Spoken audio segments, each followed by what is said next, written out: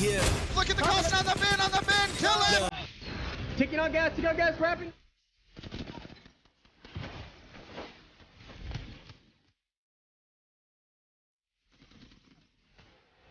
Give me slow. Play mine off. Slow.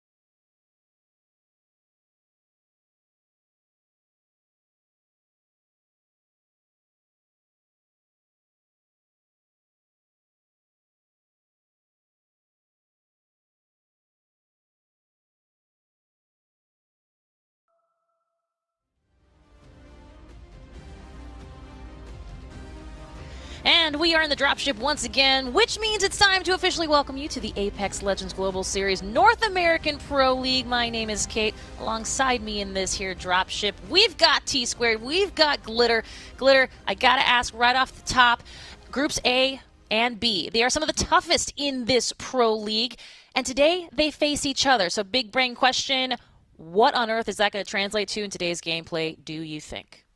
I'm hoping, what I'm really hoping for actually, and I don't know if this is what you wanted, Kate, but I want to see the teams that we saw on top last weekend. I want to see them do well again because so many squads came out of the gate crazy hot with a lot of intensity, and I want to see if that continues to carry through. Yeah, and we heard Tom talking about the first bloodbath here. Tom, talk to me as we look at Groups A versus B. There is some stacked lobbies. I personally would not want to be a part of this one.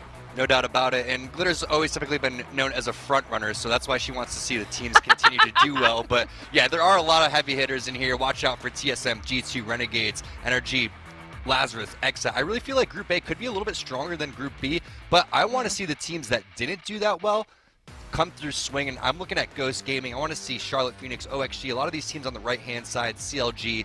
There is a lot of talent on both of these groups. I want to see them put it together today. Oh, talent is the word du jour, to be sure. I think I just rhymed and I didn't even know it. Shoot darn dang. Anyway, moving right along, of course, this incredible Group A versus Group B, they're going to be going up against each other. Two different maps, which is a nice little change here for our split number 2. Storm Point versus World's Edge. First 3 Storm Point, second 3 World's Edge. T-Squared. This has to be a nice little change. Adds a little spice to our competition here today, and certainly for our split number 2. It's a spicy meatball, Kate, that's for sure. Looking forward to watching how these teams adjust throughout all of the time, because while we go and cast Storm Point and we get a chance to learn what these players are doing, they're getting more and more experience as the days go on, and it's going to be really cool to see how they adjust and maybe, you know, change from composition to composition, going from Storm Point to World's Edge, et cetera, et cetera. You know, everybody knows that Hell is going to be playing Wraith on certain maps, and then Ashe when it comes to playing on Stormblade because of verticality. So a lot of different metas and a lot of different shifts going on with 2 maps. You know what? So much to see, so much to do, so little time. But guess what? Don't you worry. We've got something called Multi-View. If you haven't seen it yet, I urge you to take a look here. The tool lets you watch the action, as you can see, from multiple viewpoints. You'll be able to choose which teams and players to watch and listen to their in-game audio. We love to hear in-game audio. If you are trying to upgrade your own gameplay, this is invaluable. Tom said it best, absolutely. These teams are saying and doing different things depending on the map, it's awesome, and you get to see it all unfold. If you're watching on the Twitch ALGS channel, that is, just click on that command center below the Twitch channel player. That's actually near our follow button, which you could press if you wanted to. We'd love you for it. Choose which perspective you want to follow. It's literally like you are, I think, if I can say, T-squared. It allows you to be a pro viewer of these pro players. Yeah, pro viewer for sure. It's one of, you know, Glitter says that she thinks this is one of the best things ever introduced into esports, and I love the fact that you can go and watch all these different players. Hey, there's so much going on in Apex. Definitely take advantage of that. Absolutely, 100% something to take advantage of. Well, who will you put into your multiplayer? Which teams, which players? Perhaps, just perhaps, these 2 analysts before you can be of some assistance with their top teams to watch.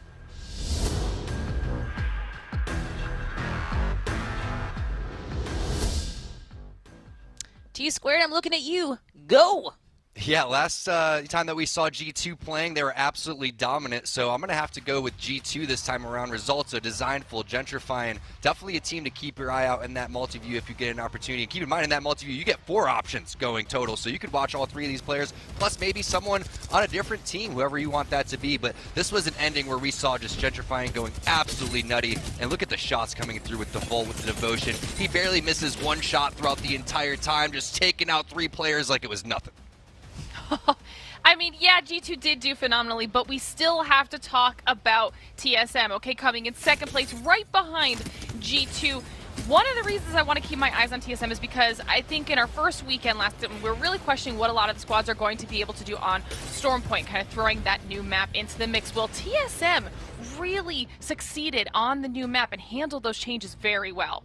Yeah, definitely got to watch out for TSM and CLG, one of our teams that, you know, you would think, all right, what about NRG here? What about some of these other squads like Lazarus, Xset, Renegades? Well, CLG, they've been going through some growing pains. They've been getting 50-50'd a lot when it comes to Harvester over towards the side when it comes to Xset. So I think this is definitely a team to watch to see if that happens when we go and switch on over to World's Edge. A lot of pressure on these guys to live up the hype from the old CLG roster.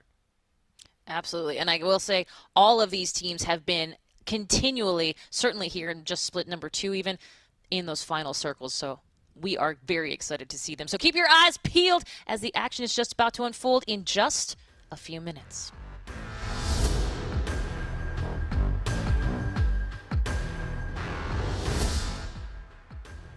Well, gang, we've alluded to it earlier. Now it's time to get on that horse again, because we call them talent predictions for a reason. We'll find out if Dan, in fact, will continue that reign of terror. But here we are. Okay, Glitter, let's start with you, my friend. You and Dan are on the same page. TSM has your heart today. Which I feel good about, because if Dan has historically done the best and I'm, you know, matching his prediction today, feel really good about it. I felt good about TSM last time around as well. 2nd place, you know, they did well, but I think that they can come in first now. But Tom over here is now the G2 loyalist, and I think you and I are just going to go back and forth the entire season now, Tom. Yeah, the Apex necklace is a little too tight around Glitter's neck, definitely cutting off the oxygen brain just a little bit. But, you know, the sad thing is that Onset picked G2, so now I feel like I'm going to lose because Onset's never right. So. Wow. Okay. Shots fired. There it is. Well, I've got CLG in my mind. We'll see how they do. They've been in an awful lot of end circles, and that kind of consistency, well, that's keeping me excited, and certainly will continue to keep my attention and yours. And for that, I'm going to go ahead and give it over to these lovely 2, Glitter, T-squared. Enjoy the party that is match number 1, and I'll be back just a little bit later in the show. We're going to miss you, Kate. Thank you so much. All right, Tommy T, I was thinking about this while we were starting up. This is your new nickname for today, okay? Are you all right with that? I'm ready. What is it? It's Tommy T. You didn't hear? But that's my real name. What's No. It's integrating your real name and your gamer tag. So it's Okay. not the full T squared and it's not the full real name. We're going with Tommy T, and we're going to see how it lands for the rest of the day. But we are about to get into our first match, and this is about to be an insane ALGS weekend in general. And this is just the tip of the iceberg. So I hope that these teams are ready to bring it. There's so much action in store over the next 4 days. I really do like your TSM pick, and I think that you hit the nail on the head in terms of what to expect, because one of the teams that we didn't mention, though, is NRG, right? And how is NRG going to do? How is, the lobby going to change based on what we see? We think that maybe this lobby that NRG's in, Group B, could be a little bit weaker than the other lobbies. So it's going to be really what happens today. How are these teams going to perform? There's a little trash talk going on between Sweet and Hal. I'm excited to see how they kind of fare off. Always. And what we saw last time in day 2 was the teams that came out hot to begin with, like G2, ended up riding that momentum wave. So keep an eye out for, who's picking up the first kills, who's playing aggressive, who's feeling comfortable right off the get-go, because that's the teams that come in fired up. And the other thing that we saw was, like I said before, we were kind of wondering how Stormpoint was going to factor into the entire competition, right? Well, one thing that seemed to be the trend, at least, was the teams that either didn't fare so well in Split 1 or the teams that made their way in from the Challenger circuit were actually doing a lot better on Stormpoint than they were when we made our way back over to that tried and true map of World's Edge, right? So that is an opportunity for some of those teams that we were saying were maybe struggling. I know CLG also did well on Stormpoint last time around. That's an opportunity for those teams to really set themselves up well on the first half of the day, because there seems to be a little bit more uncertainty when it comes to Stormpoint, Tom. Right, and when you think about it, it makes complete sense, because a team like TSM, who's had a majority of their roster together with Reps and Hal, they've been playing World's Edge, and they've been playing since the very beginning as a team, since that map was competitive. A lot of these other rosters had shuffles because they've been trying to be the #1 team. They've been trying to beat the TSMs. They've been trying to beat the NRGs, these teams that have won tournaments. So when you have a new roster and you have a new map, you're in an opportunity to go and make strategies together on a fresh new start. It's not about, oh, we did this our way on our old team, that we did this our way on our old team as well. It's all about us being a brand new fresh squad and adjusting together and creating our strategies together, which is why I think that you're definitely seeing Stormpoint be stronger for these other teams that are coming through the Challenger Series. Yeah, and you can see all of our top teams right now by damage. Surprisingly, I guess, or unsurprisingly, after what we were literally just talking about, and last weekend, Dexterity is actually our top squad, and that is taking into consideration the dominating fashion that we saw Esports Arena take down their lobby, and the fact that G2 was on top, that TSM was on top. It's the likes of Dexterity, it's the light of Charlotte Phoenix, who you had also kind of mentioned, that have insane amounts of damage, and even NRG, who didn't place that well last time around, still is putting up the numbers that show they are more than capable of being one of those top teams. So obviously a squad we're going to be keeping our eyes on. That was a pretty wild stat. I wasn't expecting to see those two top teams over there, Right. Coming through with that much damage. And that was from Split 1. So Split 2, again, completely different with Stormpoint being added in there. And watch out who's charging up the damage with the charge rifle. It's going to be Reps. That guy does not put the charge rifle down for TSM. We've been seeing it in the weekly Esports Arena tournaments. It transitioned over here into the ALGS. And he's going with a shotgun in the back pocket, obviously, because he's rocking Gibraltar. But TSM is getting into the middle of the zone. A lot of these teams that are getting into the middle of the zone are being heavily rewarded, and TSM's always been one of the best teams at picking those spots. So we'll see who's going to be hitting those rotations. Also, who's going to hit those clutch Valkyrie skyward dives. We've seen so many awesome skyward dives going forward. We've also seen a handful of different legend compositions and team compositions, which I'm really excited to see. Yeah, I think that's what makes Stormpoint that much more interesting, is that we knew it was going to force a different meta, but it's giving us a lot of variety. We did see the Horizon picks a couple times around, which was really, really cool to see. We saw some more crypto usage, which was less popular for this region, at least up until this split, which was also really fun. And just the different play style that teams have to now adjust to. And even just thinking about the highlight reel that we saw earlier, how many of those final game moments, those final end zones, was it the team that had the height advantage? It was the one that just was able to either wait it out or just completely decimate the teams down below and get that dub. Even though that's a very micro situation, generally this map is favoring the verticality option. So that's why we're seeing those insane legend comps that are so different from when they switch then on over to World's Edge. In general, this is something that I think is a really, really awesome addition for the competitive scene, because it's forcing all of our players to really flex their pro muscles, right? And they have to be able to be super proficient on multiple legends now. They're changing up the guns. How many snipers did we see last time around for Stormpoint? So many different snipers, so many different legends. Speaking of legends, we're getting word that they are in the legend selection right now, so we're going to get this game underway. But beforehand, let's just talk about what the current meta is, right? I think that we're definitely seeing Valkyrie be a #1 pick. We're seeing Gibraltar be a #1 pick. These are probably going to be the 2 most popular legends that you're going to see if you're new to watching the ALGS. And then that third legend can be a flex. You know, you can really play whatever composition that you really want to, but when it comes to who's the strongest right now in competitive, definitely those 2. And then you mix in that third. Can it be Ashe? Can it be Wraith? Is it going to be a Bangalore? Is it going to be a Crypto, a Caustic, Bloodhound? We're seeing so many different varieties. Right. It's really exciting. It's not just that same 3 legend combo that we used to get previously in the metas, and that's because we've seen with every season a new legend getting introduced too, so that's really awesome to go and see. No Mad Maggie's quite yet. Maybe people still getting used to her. Maybe she's not as strong as people were hoping for in terms of competitive, but we've definitely seen in some of the, I would say, weaker lobbies and smaller tournaments, that being utilized when it comes to more of a kill race type of format. This is going to be much slower. If this is your first time watching, don't expect a lot of teams to die in the beginning. Expect maybe round 3 and round 4. The first, 5-10 minutes, a very slow, boxing match, kind of type of thing. And then once you see, the teams all filtering into these final circles, you're going to be surprised where they make room when there is no room. If we are looking for that potentially atypical aggression, though, I know they're your pick, Tom, but I really hope we see what we saw last time out of G2 this time around again, because they were just so willing to go for those engagements. They did them successfully, and they were very, very consistent throughout the entire day. Yeah, it's hard to win back-to-back days, though, and I think that they're going to prove that today in terms of how they do. I mean, the thing is, I picked them, but you have to understand that it is not easy to go and repeat, because teams are just looking out for you. They already are watching you, and you already have an X on your back because you are G2.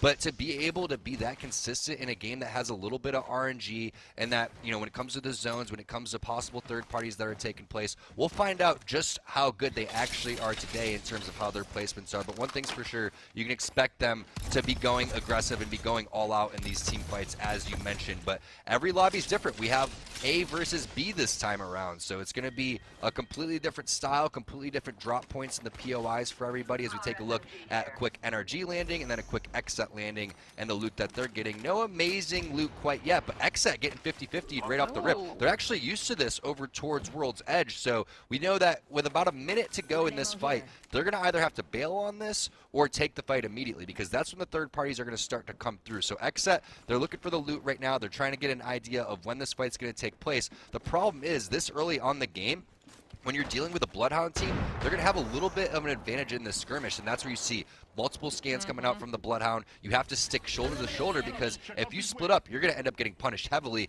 Kenny, as that entry fragger, is going to try to make some moves on this Valkyrie to try to bait them out, and we'll see what happens now. I would expect probably one more scan to come through from the enemy team, and then this fight to take place as we take a look at the map. Yeah, and just a reminder, XSET was the team that won the very last match the last time we did play, so we'll see if they're able to kind of carry some of that momentum from the last play days through. But like you said, taking a look down at the map now, we could see just how solid all of the teams in the Northeast are going to be. That's actually huge, especially when we're talking about the teams that like to take the center of zone. NRG is just, they're just sitting pretty at this point. They've got all of their loot at their disposal, and they're dead center of the next zone when it shrinks down. So they are in a really, really solid position. Meanwhile, other teams are going to have to be rolling their way through. So it looks like it's actually Charlotte Phoenix going up against XSET here in this little tag battle at this point, because neither squad really wants to push, like you're saying, if they don't absolutely have to. This is a super early on engagement. If they can avoid wasting their resources, they will. But at the same time, if they could get some poke damage out on the other squad, they will also try to do that, at least level up their shields a little bit, because everybody is, like you were saying, slightly underlooted right now.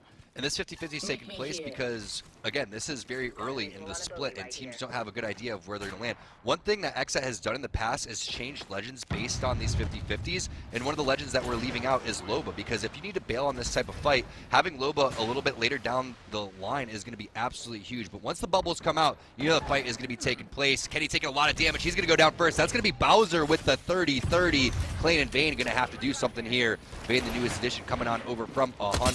Thieves, now the push is coming through. Look at the big shots there from Greek. Stink coming in. It's only one more player alive. And Charlotte Phoenix, hey, they were second in damage in split number 1, and they're coming through with the damage here early in split number 2.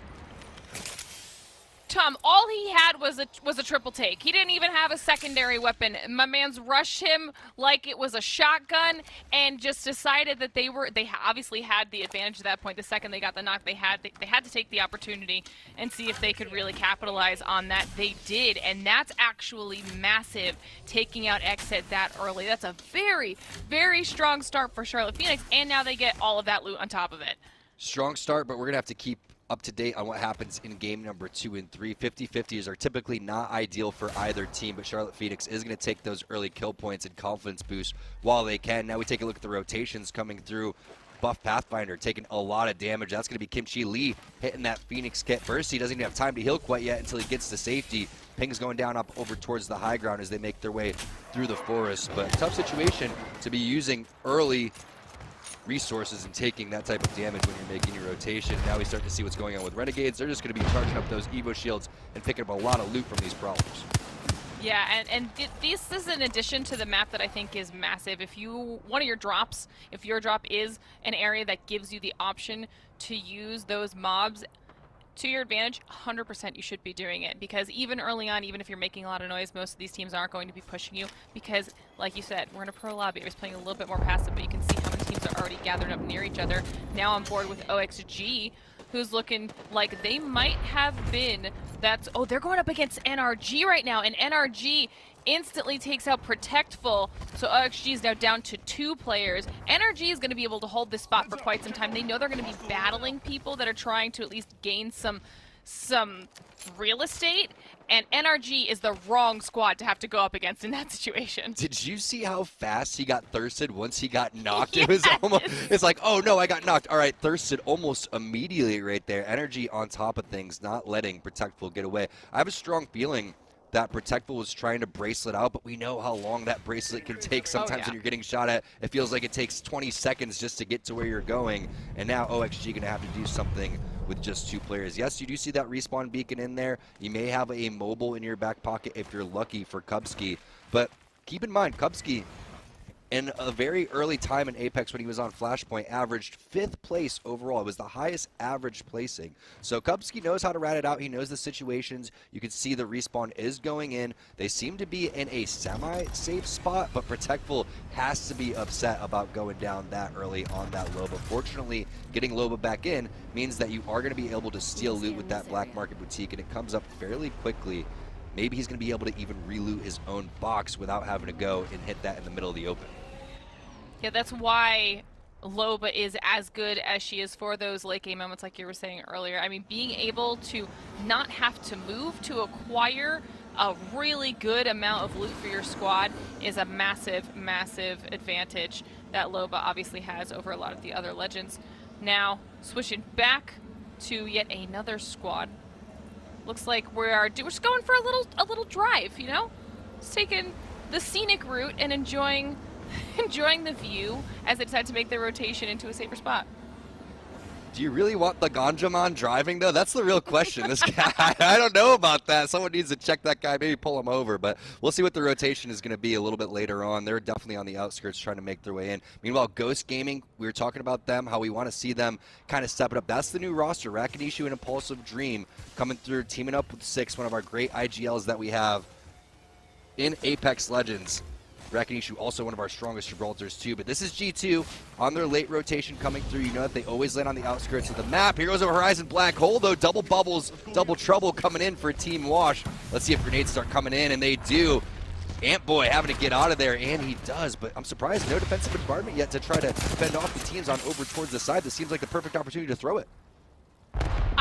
Maybe they felt like they didn't need it. They had enough space that they could back off relatively safely, and they don't have anybody else really pushing them or trying to get in on the engagement, even though we did see from the top down there's at least one other team in the general vicinity. So that was a very conservative decision, unless it went down before we were able to catch it. But if they still have it, it's going to be huge as far as zoning potential and keeping themselves safe in the potential future of this engagement. It's TSM, we've got Lazarus. There are a lot of teams in this area. TSM expect them to always be playing in one of the best spots, and we'll see what they're going to be able to do. Surprisingly, we haven't seen any great armors, right? We haven't seen many purple armors. We haven't seen any gold armors quite yet. Way too early to be getting... Oh, speak of the devil. There goes the purple armor. And what do you know? It's Charge Rifle Charlie over here. It's your boy Reps. He doesn't put it down. You know what? It works for him, and it works even better on this map, so I certainly wouldn't be putting it down. I mean, 100... Do you see the ammo? He's got 100 man's plans on setting up shop here and landing as many charge rifle shots as he possibly can, and they're comfortable right now. This is good for TSM. They know exactly where the teams around them are, and they can deal some poke damage if they want to. We see a few knocks coming through, some KP coming through there in the kill feed as well. But this is going to be one of those points where it's the standoff portion. Which squads are going to be holding their ground, dealing out damage, keeping everybody away from themselves, and not really having to do a whole lot of movement if they don't absolutely have to. Yeah, if you want to know where TSM is, just look for that sound, and Reps, he just doesn't miss. This guy is on point with the shots, and TSM went from Hal screaming for light ammo to Reps screaming for sniper ammo. So how times have changed as you see the rest of the fighting taking place in your kill feed. CLG getting involved. Demi also picked up a kill a little bit early on, and you see the death box being pinged on over towards the side. That is that Ashe passive coming through. Speaking of Ashe, going back on over to G2. They got the strong armors. They're looking pretty solid. Controller combo coming in for Gentrify and Skyward Dive as well. He's got the Skyward Dive, and they have the rotation. Let's hop into a quick listen in with G2. Down here? Yeah, in there. There's definitely gonna be a team there. I just got cracked in the air, bro. There's Team, a team, team, team, turn around. into the The choke. choke is this one, right? Yeah, back into that choke. Right in the fucking air. Out the back here. I only have Watch two out. ranges? What the fuck? Is So that a medi? I only have 2 as well. I'm 1-2. Nice. I fucker wrapped with that charge rifle. Is Is that a medi for me or no? We're gonna try and wait until checkpoint pops off then. I'm 1-2. Yeah. Yes. All I have is or I have no medis now. I could craft one though over here on this crafter. Well, I have a You're gonna team put rotating the that way. trap right Might have a fight there. I know. We're gonna try to get a fight out here and then converge on checkpoint when that happens.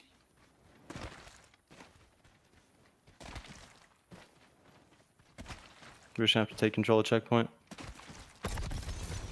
One arc. Same. I think I hear kids. Yeah, close. I'm pump, bub, To your pump, bub. left. No. They ratted it. 45 on the Ashe. Give me dead, give me dead. Walks behind me. 2v2, 2v2. Ashe got a PK. Behind you, Jordan. Just Ashe, just One more. Ashe. Cracked her. One. Let's fucking go, baby! Oh my god, you guys are fucking I just insane. fucking shit on that gibby with the Devo. Good shit. Dude, I Nice. thought it was your guys' footsteps. Fuck. That's my bad. You guys are fucking the best in the game. There's a vault. That's a dub.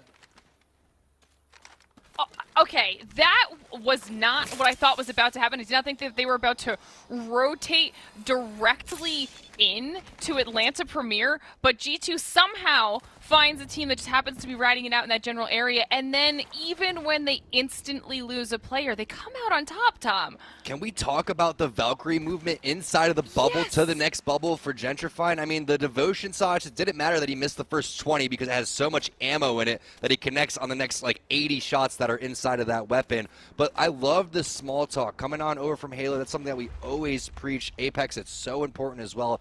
Every game, every FPS. I love they saying, behind you, Jordan. It's the Ashe. It's the last one, etc., etc. Calling out exactly what the situation is. When you get a knock saying, I got the knock on this legend, going through the checklist of things that need to be said. It's a conversation that needs to take place between teammates. When you've been teammates that long, that's how you win these crazy 2v3s. Way to go, G2. There's a reason I picked him. It also was like complete comms during a time where they, exactly. It was comms, and they could have freaked out, but they didn't.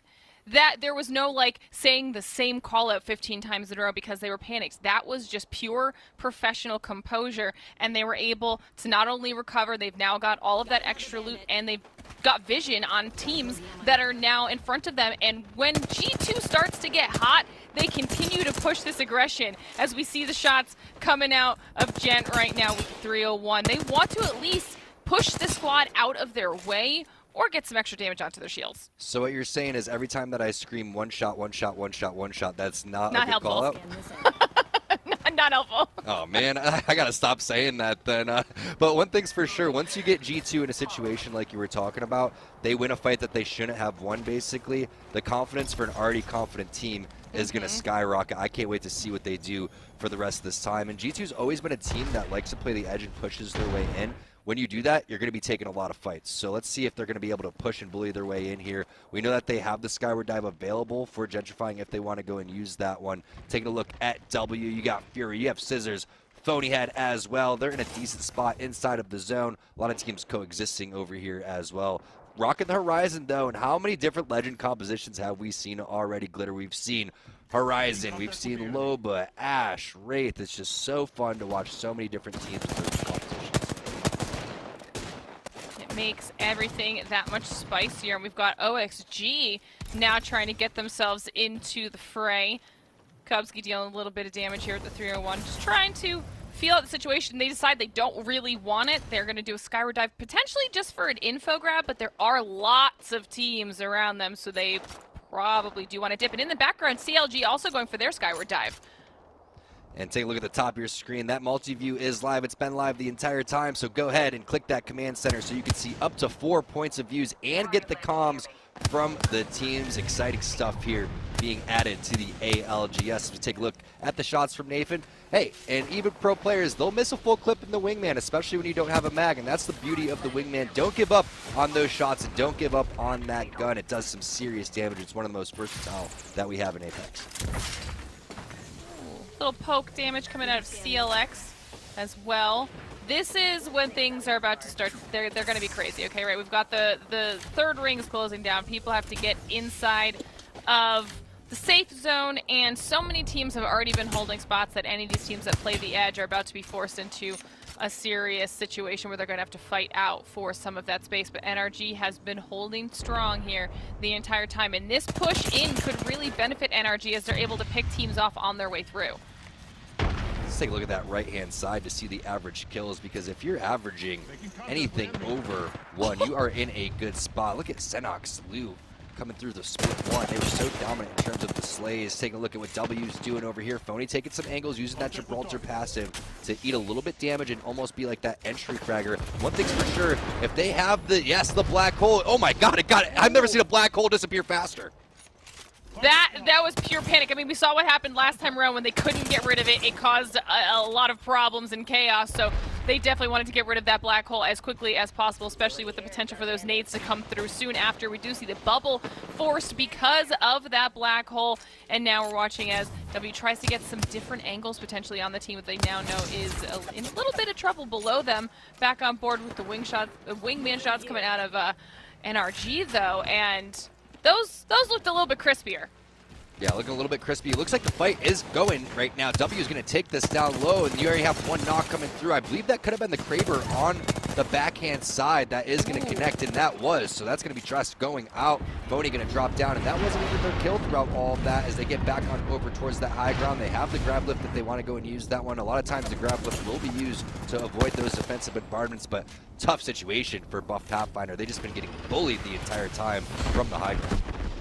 You know, and they're trying to do whatever they can do right now to use the limited cover at their disposal to at least try to get some heals off. The bubble is forced yet again, and Buff Pathfinder is trying to escape, but W want to make sure they get this KP on the board and get this squad away from them so that they can hold the area a little bit more safely now. That was a very, very clean fight coming out of W, able to capitalize on that one knocked player.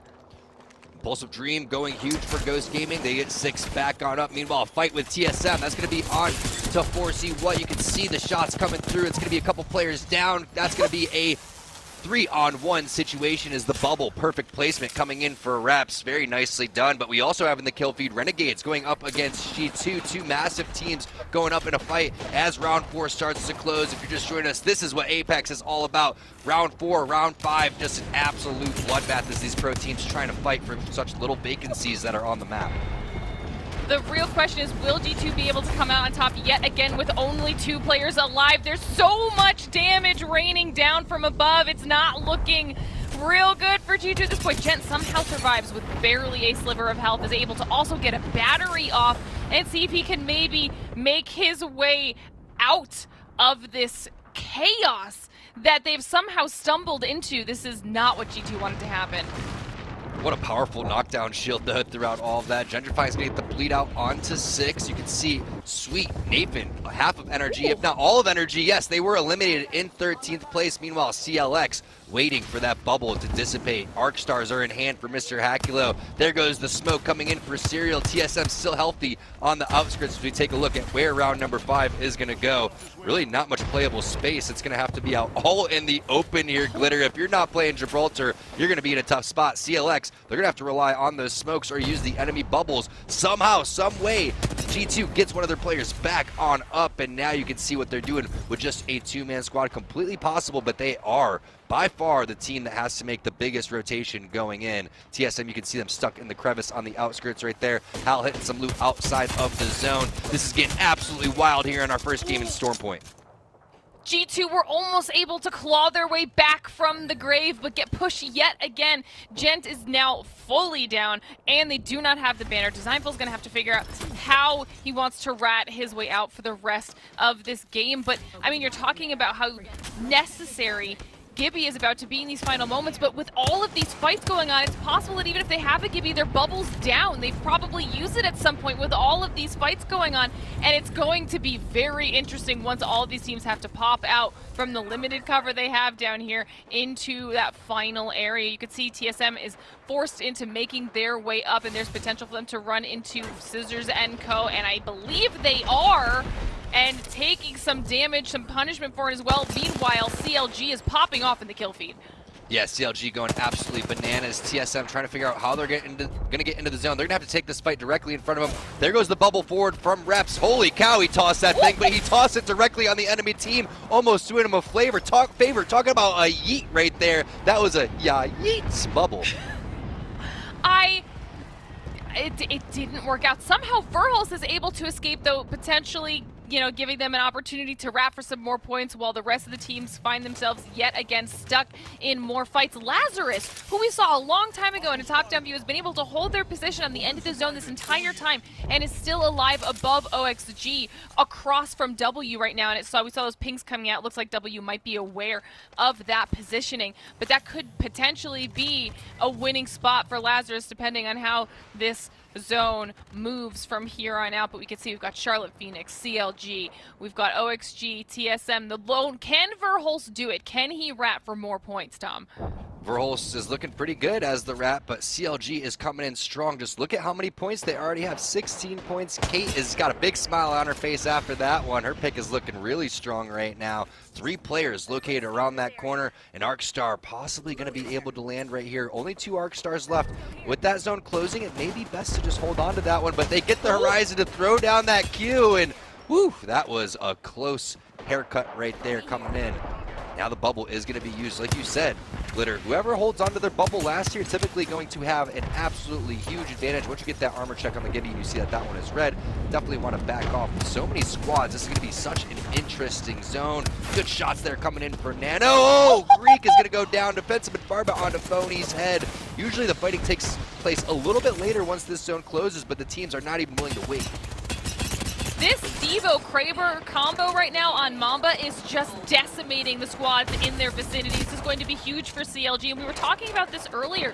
This map is something that they did really, really well on last play weekend, so this could be their newfound comfort zone, right? I mean, right now they are just not allowing anyone to take the space that they're holding dead center and shredding anyone that pushes up. Now there is only one squad remaining. That's going to be W. That's Scissors sitting on the bottom hand side. Running out of energy ammo on the other side, though. Double Kravers. There goes the knock. CLG just going absolutely nutty here in game one, and they end this one in style. That is a finish, to say the least. I mean, that was just clean. They had strong finishes.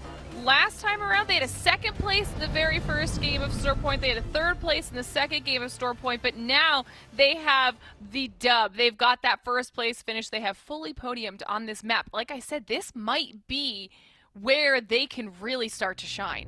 That has to be a 30-plus point game, and it is 18 kills coming through. And when we're looking at these big hitters, when we're looking at our teams to watch, et cetera, we had CLG in there, but we didn't have teams like W, Charlotte Phoenix, OXG. We mentioned it in the pregame show how we want to see these teams that didn't do too hot in day number 1 and 2 come through swinging for the fences. They were able to do so. What a game from CLG.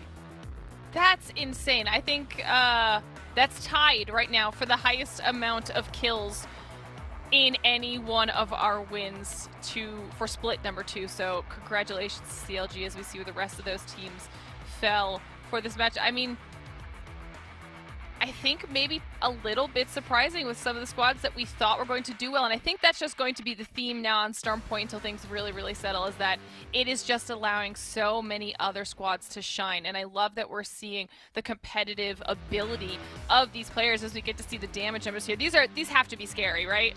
2,000 damage for Malice. You have 7 kills for Vatcher. Just such an impressive performance. But one of the most impressive things there, Glitter, was how they were able to micromanage all of the teams that were kind of going all around them. They were in the middle of this, crazy end zone, and they're just fighting everybody off like it was a kung fu movie, making it look so easy, just everybody falling over and over. Yeah, I mean, once they made that push to hold dead center, and like I said, they had the Kraber, the Devo combo, they were decimating people. There was no contest, and it was one of those situations where sometimes it's just the unlucky situation that happens, but they really were only getting pushed one player at a time. So it was very easy for them to focus them down and make sure that they were keeping them zoned off, if not getting those KP. I mean, we saw that 18 kills in the first game. That's just a massive performance for CLG, and like you said, you know Kate is happy right now. Yeah, they had 2 Krabers there. You're starting to also see the value of the devotion. On day 2, we had the turbocharger inside of the crafter, which Vicky Kitty ended up mentioning. I believe Bardolph did as well. Now you get an opportunity to see just how strong that gun really is, especially with the Spitfire being vaulted. You have so many different options, but with so much ammo and at the end of these fights, why not go with a weapon like the Devotion that's going to be able to fight 1, 2, maybe even 3 players there, especially when you want to switch on over from a gun like the Kraber. You hit the body, you may be able to kill all 3 players with just 1 clip if your team's helping you shoot right there. But the tracking, the decision-making, the teamwork, everything came together there for CLG. Yeah, I mean, Kate had asked if we thought it was going to be like last weekend, and with a performance like that, it is already looking like it very well may be just as insane as it was last time around. What do you think? I think that was just game 1 of Storm Point, and we still got 2 more, so we're going to go to a quick break, and when we get back, game number 2 of day number 3 is going to be underway. Look at the bug on you guys. Vault dead. Underneath. I have 1 gun. Alright, 55. It's last team. Climbing up. 66 on horizon. I got one. I got the Gibby.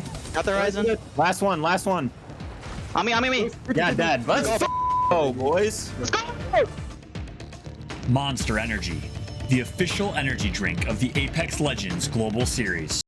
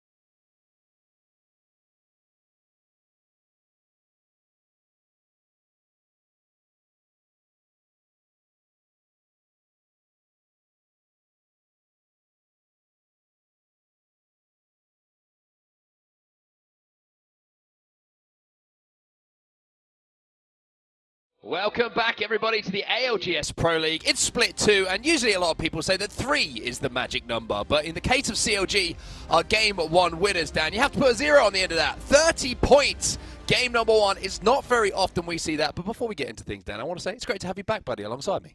Hello, I'm glad to be back. It's glad. Everyone's glad except you. I think you're the unhappiest, actually, realistically having to listen to me you back. the whole time. Yeah, I know, but you said it with a tone that made me worry and wonder. Anyway, yeah, an amazing performance from CLG. I think a zone like that is very difficult to play from certain places and scenarios, but the way that they were able to just get kill upon kill, they set up perfectly for it. There were a few teams that could have maybe been a thorn in the side, but unfortunately, no one could touch them, and I think that's very impressive with how they were able to navigate their way through the map and position themselves in a way which they did.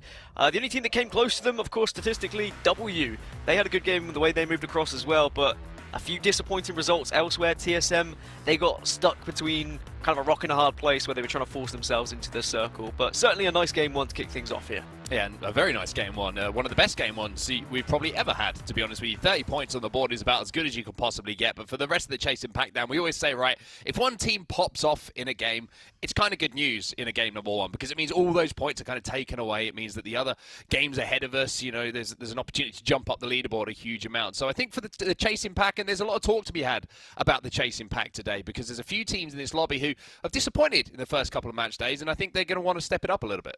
Yeah, and we say usually teams can perform and catch up, but I guess ESA was the outlier last week when they just went on an absolute tear and they were able to dominate over and over and over again, and we need to see another team maybe try and match that, because even though we focus on week by week and we focus on what's happening in the now, when you look towards the future and you look towards the likes of playoffs, who are teams who can match up against that kind of domination? Because if ESA is able to play in that way over and over again, then that worries me for every other team involved in any games. But alas, they are not involved in these two groups, and that is a chance for all of the rest of the teams to shine and make up for what could have been a disappointing performance in week number 1.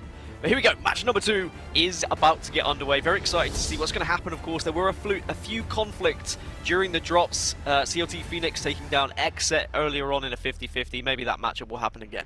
We'll have to keep our eyes over at Stormcatch and see if there's going to be round 2 of that battle, so to speak. But it's game 2 that we're focusing on right now. CLG certainly making a name for themselves this season as well. It's not their first kind of pop-off so far this year, and in Split 2, I should say, not this year. They've been you know, doing pretty well in Split number 2, especially after their first game day where they had a pretty good performance as well. And I think it's only right, Dan, that we're going to watch them off the drop here, because 30 points doesn't happen very often. And I'll tell you what, if they go back-to-back here and put 30 points on the board again, I'll buy you dinner. How's about that?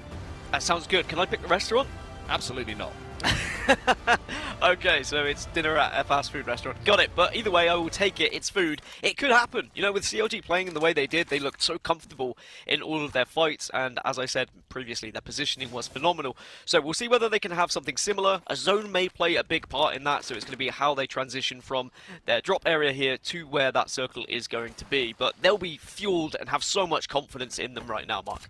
Yeah, I think one thing that stood out for me in that first game as well, Dan, it was the pace of the game, right? Sometimes when we see in lobbies, we're kind of trying to judge how many teams are going to have in and around that end zone, who's going to be playing for position, who's going to be playing edge a little bit more, and if there's going to be any early aggression. And it seemed like we had a lot of teams, towards that final circle, around 17, 18 before we saw that ring start to close. But we get this wonderful little bit of information now with the beacon information we can provide to you all at home. You can see where the teams are landing, but also that we're heading down to the southern side of the map. And if you're looking at where OXG are right now, they're going to be feeling pretty good over at Barometer. Yeah, and OXG will be happy with that. They ran into NRG in the previous game, and they were, unfortunately, they lost a member early because NRG just had so much of a height advantage whilst Oxygen were trying to traverse the map and get into position for that final circle. So this time they can play a little bit safer, they can play inside a building, and I'm sure they're going to be feeling far more comfortable. As for our previous winners, CLG, you can see them in the bottom left-hand side southwest of your map. They don't have to move too far either, so they'll be pretty happy with both of these circles that they've had in games 1 and 2. And I will highlight TSM because I predicted them. Again, they don't have to move too far. Hopefully they won't be in a position where they find themselves stuck between literally the circle, a wall, and another team. But they still managed to rat out, they still managed to get top 5, and I think they'll be happy with it. But CLG, as our previous winners, not too far to go, so that means they can take their time here with loot, they can get everything ready and prepared. I want to say as well, that little sort of fly-through we had for a few seconds there, overlooking CLG, gave me a little bit of throwback memories there to Tracy Island from Thunderbirds. Don't know if you kind of thought that for a second, you know, with the like holes in the top of the island, where all of the, you know, things you see, vehicles. Yeah. 4. I Just the didn't expect announcer that. I'm comes going to be over. honest with you. You went for that, and I respect it. But let's talk about the teams that we've got in front of us. I mentioned OXG. They're going to be pretty comfortable, and they're going to have a potential to have a really big game here with the extreme height that you do have in the middle of Barometer and that huge kind of antennae building. You're going to have a pretty good time because you have such a dominating field of view over everyone that's rotating in. I think the question is, can you get something like a charge rifle that we will almost guarantee to see in the hands of reps from TSM, as we saw them making their way downtown, so to speak, before getting too musical. It's not today's hurdle. It's Apex Legends we have in front of us. But they're going to have an opportunity to really do some damage to the lobby. And 30 points was a huge amount of points in game 1, but you have that kind of vantage point, Dan. You would expect damage to be done and surely some kills to be picked up. I know full well you want to brag about your 1 second hurdle now, don't Did you see that? Yeah. I'm not proud of it, by the way. Anyone that did it today, I'm not proud of it, but I got it in less than 1 second. All right? No. That's all Mark's I'm good going at to say video games and he likes music. We get it. They both combine. But going off the back of your point, and you were talking about how, like, actually, as we say that, there is a little bit of action unfolding on our screens, and maybe we'll talk about that later because that is an absolute shred, and you've got to be careful. Yeah, Bronzy. I mean, Exa, this is the continuation of the battle as we actually move away from a few things that were going on elsewhere, but Exa seemed to be getting maybe the better of this, maybe not. I'm not sure how many players are alive, but there's going to be an R99 in the hands of Kenny here, and it looks like a 1v1 for the win. He's going to pick it up. CLT get taken down, but you can see that Kenny looks like he's a little bit worried of a third party maybe coming in. And yes, here come bad boys, bad boys. What are you going to do? What are you going to do, Exa, when they're coming for you? You run. That's what you do, and you get the hell out of there. And Exet, the 2 players are going to be cleaned up, but Exet did win that battle against Charlotte Phoenix, right? So the 50-50 happened, they were able to win the battle, but unfortunately, sometimes the battle becomes a war, and we are going to see these players joining in, getting involved and saying, look, we are going to make sure we pick up this KP. And that is not good news for Exet, because this could be 2 early finishes for them, not going in their favour. Unless, you know, you see one player rat away, survive, come back and get those death boxes. But it looks like Bad Boys are on the hunt. Going to say it's a little bit ironic that Kenny is the last player alive. If you're a South Park fan, you watch a lot of that. Usually he's the first one down, but he survives for now. But that's another thing, you know, 50-50 contests that we see around POIs, right? It's not just the fact that you can lose it and you can end up in a game with 0 points, right? The longer that fight takes, the more opportunity that third party is to come in. And we've just seen the perfect example of that. Kenny has a few minutes to get back to his teammates, or I should say not minutes, mere seconds, as you can see it in front of him. The ticker's sort of slowly evaporating in front of him to get his teammates back in. But for Exet, this is going to be frustrating. And the same can be said for the team that they are contesting as well, because nobody wants to give it up. Everyone's formulated a game plan around that drop spot. And you just know going into the game that there's going to be a couple of games that you're going to come out with 0 points. And I like that from Kenny, utilising the ultimate just to kind of check to see if there was anyone waiting around those drop boxes. He gets the information and says, look, I've just got to try and survive, do what I can, get a couple of points here or there maybe if I can rat out into top 10 or even further. Elsewhere, there is another fight that's kind of going down at the moment. Both these teams are kind of puffing their chests at one another and just seeing if anyone is going to take that bait. But I would imagine with the buildings they're currently in residence, they probably don't need to take that fight at the second. And I think that's a lot of what you'll see throughout Apex Legends, not just in this season, but in previous seasons as well, is that when you get these slower maps where we are seeing the circle a bit more predictable, then people tend to hunker down a lot earlier. So in the early game, you are just going to see most people looting up to making sure they are feeling as comfortable as possible, but also the fact that we've got Valkyrie now skydiving into a position where you can also be as comfortable as others. OXG up on height, they have the Loba ultimate, but let's hold on that conversation for a few seconds because Renegade have lost Pow Pow after they landed from the skyward dive. And they've got a team in front of them inside of that bubble, and a couple of teams shooting in the back as well, so it looks like they're going to maybe try and play for this res. Madness maybe just having to think about maybe escaping on his own, but not a good landing spot there for Renegades. And NRG are trying to put some pressure on as well from distance onto the alternator in the hands, and oh my word, that frag grenade and the alternator combining together, but unfortunately there for Sweet, having done all of the damage, the kills get stolen away, and that'll be Nil Poir going into the hands of NRG. You can see the difficulty that all these teams are having trying to get into one of these advantageous spots as well. They're all Valkyrie ulting in and they're getting absolutely shredded when they do so, as yet another squad will fall down to just 18, but already we're seeing more fights than we did in the previous game because this is slightly more of an open circle and an open finish. There's less buildings to work with, there's less areas you can actually transition to, and because of that we're seeing all of these uncomfortable landings and they very much are not enjoying it. I think it's just some panicked ultimates, to be honest with you. Maybe they're not quite getting the range that they would have wanted to get down to the southern side of Barometer, because there are some playable buildings towards the back of it. Maybe people just not taking the best of kind of launch spots, so to speak, as NRG keep trying to put the pressure onto some of these teams who are playing down on the low ground, and we're getting Season 1 throwbacks here with that alternator hitting like that. No disruptor rounds to speak of so far, but still doing that damage as Nathan's going to get the knock onto one of the CLX players here. Mr. Hakula is going to have to get an armor swap. He's also going to have to pick up a teammate. Yeah, Nathan's been able to get another knock as well, and they're going to be able to now push in, and here comes the NRG push that we were so desperately hoping would happen. I love aggression in Apex Legends. I love seeing teams just trying to assert their dominance, and that's exactly what we're seeing now from this NRG roster. They recognize the team's on the back foot. Rocker, make sure he puts enough damage in before he gets his bat up, but they've done enough damage to begin with, and they will get the cleanup. Just got to be careful of other squads here.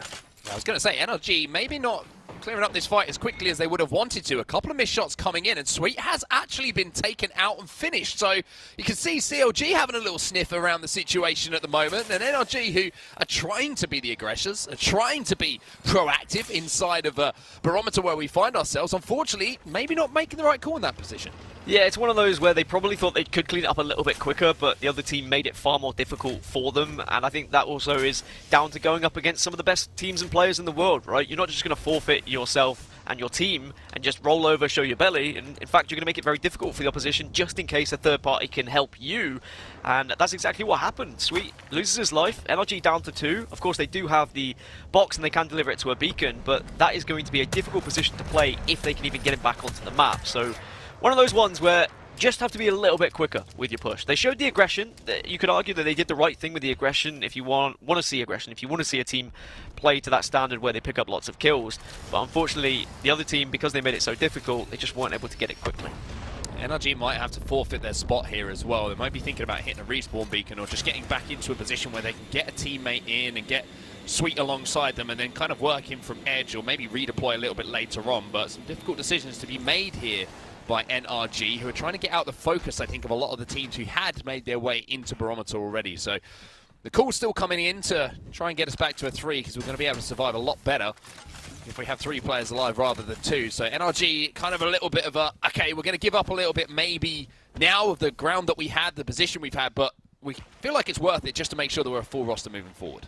Yeah, I'm trying to look through this top 20 player revives and struggling to see NRG players. Maybe they're not used to actually picking some players up at this point, and this is going to be a struggle for them of actually maybe getting a proper beacon in, but we'll see what happens a little bit later, because Ghost are now trying to engage in some fights here, have managed to get the early knock, and that might just be the move to now push in and try and show the right aggression. Farmer Lucas will be finished off as well, so 2 players still alive by the looks of things, and escaping by the looks of things as well. Ghost Gaming picking up that KP though, as we see in the background there, just over the horizon. You can probably see FTX followed by TSM, which will be in your brains, not on your screen, of course. There's 3 players still alive here.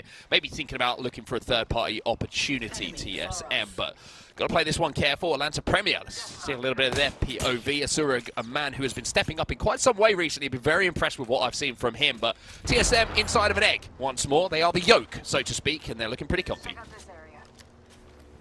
And you've got to crack an egg and get through the white before you can get to that yolk. So that's why TSM have positioned themselves well, made sure there are other teams around them, and make it awkward for other teams to actually push in and crack them, as it were. But certainly Ghost Gaming are going to have to move eventually. They're just teetering on the edge of this, but they know there is a team inside the building. So they can technically hold them out, but you've got to be very careful when you're in this position, because yes, you might be able to pick up the KP, but there's going to be other preyful eyes on you at the same time. So you need to be at least within that circle so you don't position yourself between, quite literally, the ring and death. Well, we do have a listening available with Ghost Gaming. They're in a little bit of a tough spot at the moment, just outside of that zone. They've got to make their move, so let's jump into the comms and see how they're playing. Where they are. Dude, this is so scuffed, bro. I am so tired of not playing on my PC. Getting griefed. It's okay, it's okay. We're fine right now. We're gonna end up probably playing these rocks in front of us, if possible. We're gonna go right here. I think we're in on my fucking pin. Yeah, come here. Okay.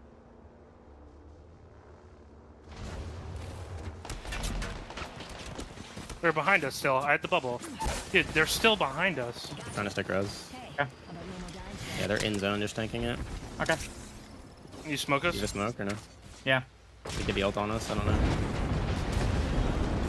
We're gonna have to play for these kills. Can you come towards me, Impulse? Alright. Are you dead? Probably dead. Okay. You don't get that I make don't it think I off. can get this off. No, I don't have a syringe either. You'll be alright. I gotcha. I have to stick the med immediately.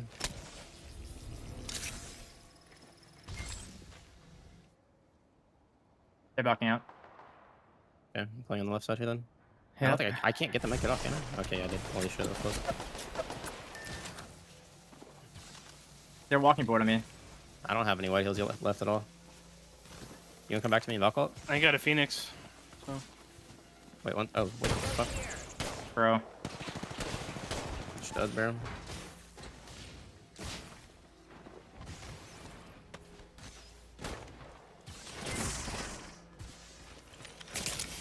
It's just the Valk right now. She's syringing. She's not even chasing.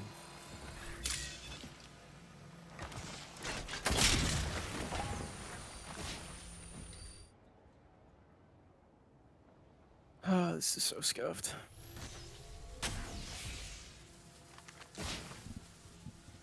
Well, that is an uncomfortable listening and an uncomfortable position for Ghost Gaming to find themselves in. There's a couple of players just playing behind them inside a zone that were causing them problems. They were getting held out from inside of zone. I compare that to, instead of having a pillow in bed, Dan, just falling asleep and realizing accidentally you put your head on a cactus. That kind of thing, you know? That kind of uncomfortability. I'm not a fan of like horror movies because I get uncomfortable. It makes me a little bit scary. But watching that was genuinely uncomfortable for me. I did not enjoy one bit of it. I was hoping we were going to come out of it ASAP so I could get away, because that was not fun. That was like watching 3 villains trying to chase down one, and they've got knives. Just get me out.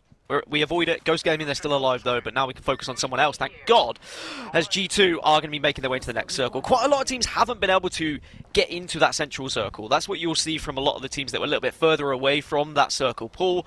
Rather than trying to just YOLO Valkyrie ult into it, they are trying to make a more slow and methodical approach about their way.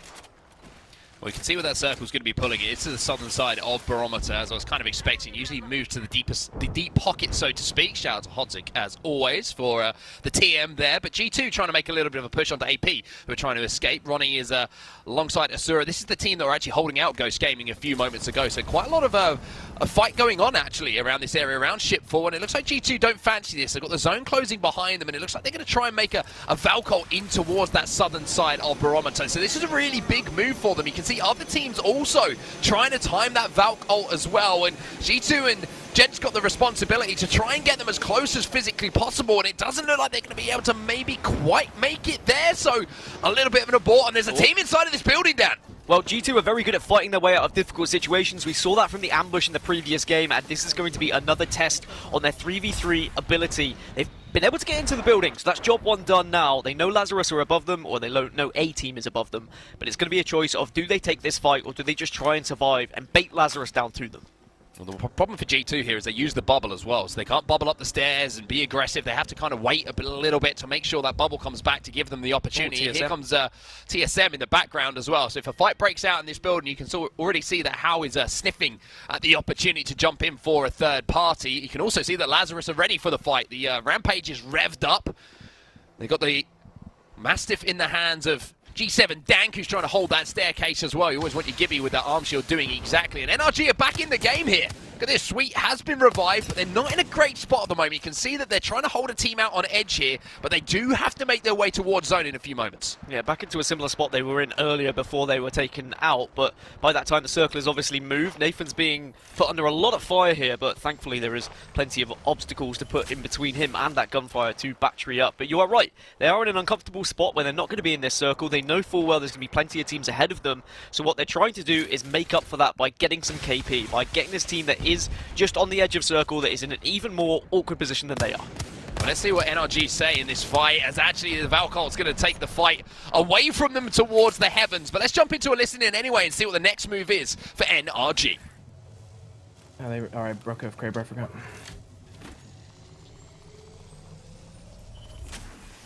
Okay. Can we walk? I'm just Team top tower is looking at us. Yeah, I'm running back right. Alright, we can probably fight for that. Next location. Are we Valkyrie there, or? Depends. Let's walk up a little bit and see what's going on. Let's get control of this ramp here. I'm prepped to walk in on that top spot. Same thing as last time. I have 3 arc stars. I have 2. Remember, the top barometer team is still in, so they could very easily just be shooting at us on this cross. Alright. I'm kind of like I'm not behind, but I'm not with you guys. Look right, they're in the middle. They're in the middle. Yeah. The Ash is all the way over here. There's a team here. Enemy far off. The rat killed her. Nice. That might be them split holding maybe. I don't know. There's a team in there. No, that's a Can we different shoot Ash. that? Yeah, he's going to bubble him. That's fine. Come to me now. Come to me now. Hey, pop it back. I'm healing on this wall here. Healing on this wall right here on me. Get to me. What did they do?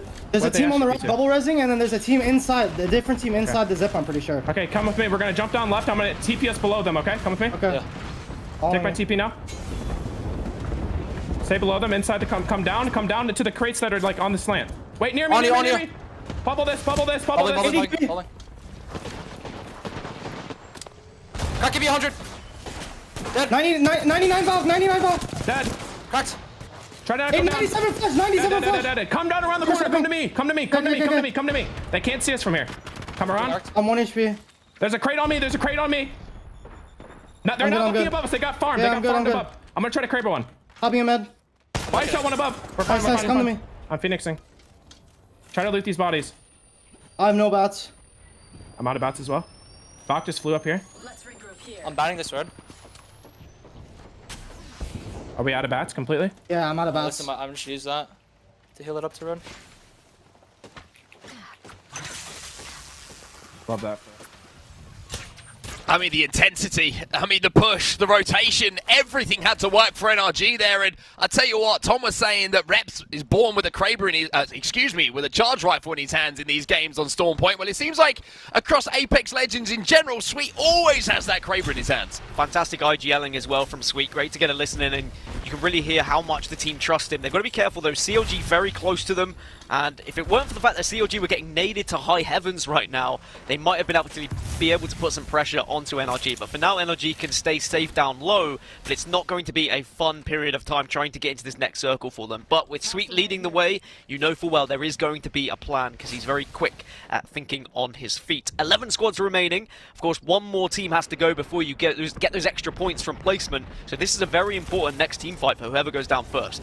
This is a big risk from NRG as well, but it looks like they've timed it perfectly. They'll get to the skies. They may take just a little bit of storm damage, but the moment that team looked away, they hit that ult as G2 now are inside of the bubble, or just outside of it, looking in, I should say. There's the Gibby taking 54 damage. Designful still with the gun in his hands and still ready to posture up against him, but he gets taken down. TSM. And now you can see that Resulta is left on his own. TSM on the other side of this as well. Resulta's still trying to survive for as long as he possibly can.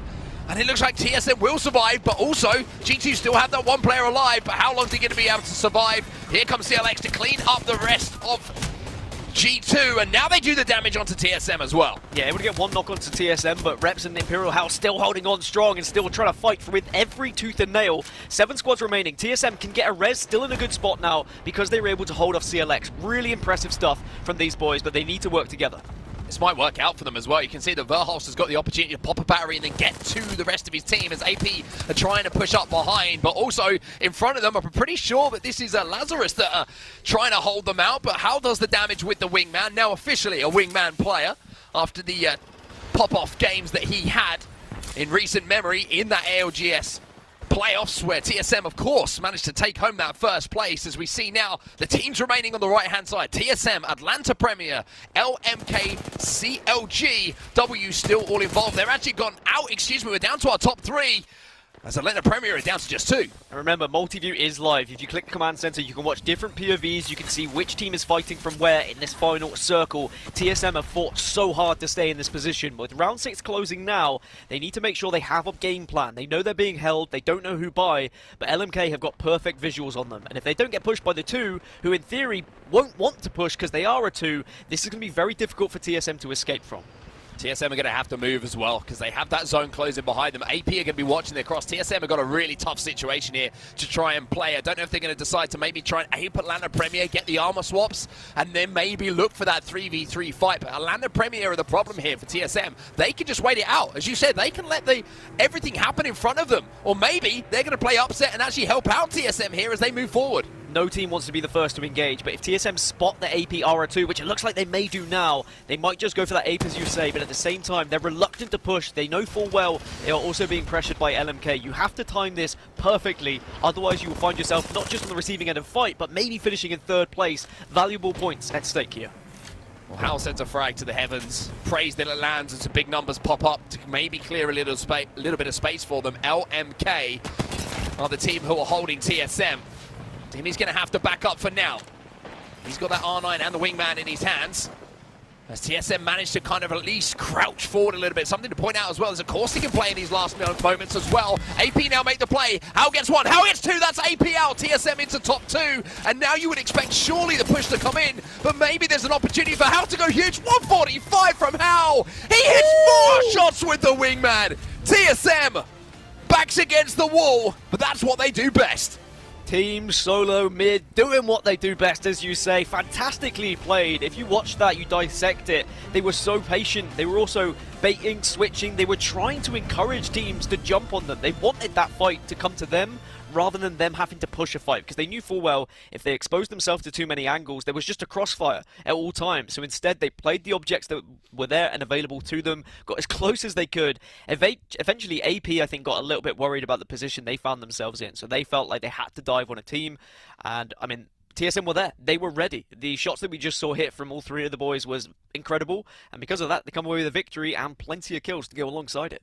There's something poetic about an R99 in the hands of Imperial Hal. It's almost as if it's in the folklore of Apex Legends now, and it totals to a massive point total for TSM. Not only the 12 points for that first place, but 11 kills alongside it as well. We're impressed by the 30, and understandably, from CLG in our game number 1, but 23 points is nothing to be shunned at, Dan. That is a pop-off game from TSM. They'll be delighted with that one, and I know full well if you are watching the POV of Imperial Hal via his stream, I'm sure they are screaming to high heavens as well, because you should do. When you're in that environment and it's a 3v3v3 or a 3v3 versus 2 in that situation, it can so easily go wrong, and I've seen that so many times from TSM as well, historically through ALGS, just like a missed bubble or a poorly timed portal or anything, it's happened.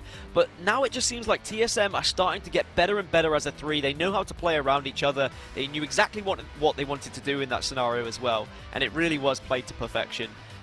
Eventually, it played out in the way that they wanted it to by AP pushing them, and because of the shots that they were able to hit, it was just amazing to watch. But some disappointing performances on the other side, of course, early eliminations for the teams who had that 50-50, Xset in particular. They won it on this occasion against CLT Phoenix, but were not able to secure anything else because they were chased. But there's the damage, there's the kills, and it's TSM on top once more.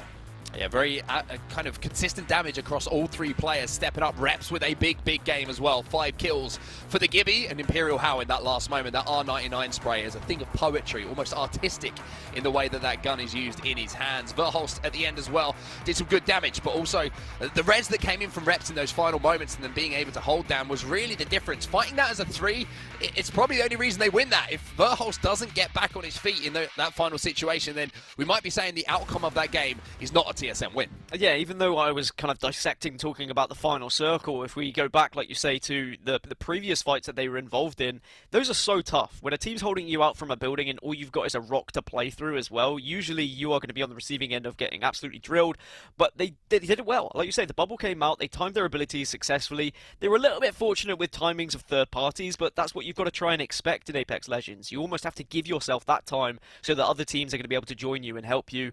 A great game from TSM, but they need to build from this now if they're going to catch up CLG. Well, let's see if they can build on it. We're going to go over to the scoreboards now to look at the total points that have been built up by the teams involved in our A versus B lobby today. And you can see that TSM have jumped up 5 places and are now breathing down the necks of CLG, who are on top with 39 points. But you can also see some decent points being put on the board all the way down here now, Dan. Yeah, some points building up for a lot of the consistent teams who are getting to that end game, who are picking up kills. They're definitely within touching distance of first place with still 4 games left to play. So there's no real rush about playing anything too differently. And remember, this is the last game coming up that is going to be on Storm Point as well. So your last chance to try and pick up points here before we go to what I would say is most teams' more comfortable World's Edge. But certainly there are some teams who are really struggling down at the bottom. I mean, just a few points is not great after 1 and 2. But if you can pick up yourself in Game 3, you do put yourself within the opportunity to catch that leading pack leading into 4, 5, and 6. They certainly do. Exet winning that battle at the start at least gives them some points on the board. Unfortunately for Kenny, wasn't able to do too much after that. Survived for a bit, but I'm not sure if they actually managed to scrape any placement points or not. But we'll have to see if that fight will continue. Maybe one team will concede, but I'm not expecting it to, Dan. It's 1-1, I think, overall in that team fight. So when it's a 50-50, it's 1-1. You've got to at least get a lead, right, before you head over to the next map. You do not back down from that. No, you definitely take that fight once more, but I think what Xset would learn is they need to do it faster. You need to, I know it's easier said than done, right? Maybe you drop and you don't get the loot, you don't get what you'd like to achieve when you actually get off the drop spot, but at the same time, they were too long. The fight went on for a point where another team was able to come along and join the party, so just a little bit quicker in that 50-50. Well, TSM looking incredibly, incredibly strong after that game #1, and it's good to see that form continuing from the ALGS playoffs down. I think one thing that a lot of people were kind of hoping for was a return to form for TSM after what was a little bit of a quiet period by their own standards, but now one thing that we can, of course, say is that TSM are back. TSM are on top of it on game #2. We'll have to see if they can do it again in game #3, and we'll find out after this break. Evan, look left. Okay. I'm batting. I have to bat. I have to bat. I have to bat. I took the close armor spot. There's a second one now. 90 on Valkyrie left. What's going there, Evan? Get around. Dead. I bugged. That's okay. 80 on Gib. 80 on Gib. Valk one. Valk dead. Let's go, boys. Good stuff, dude. Lenovo Legion. Gaming PCs that are stylish on the outside and savage on the inside. Lenovo Legion is the official PC and monitor of the Apex Legends Global Series.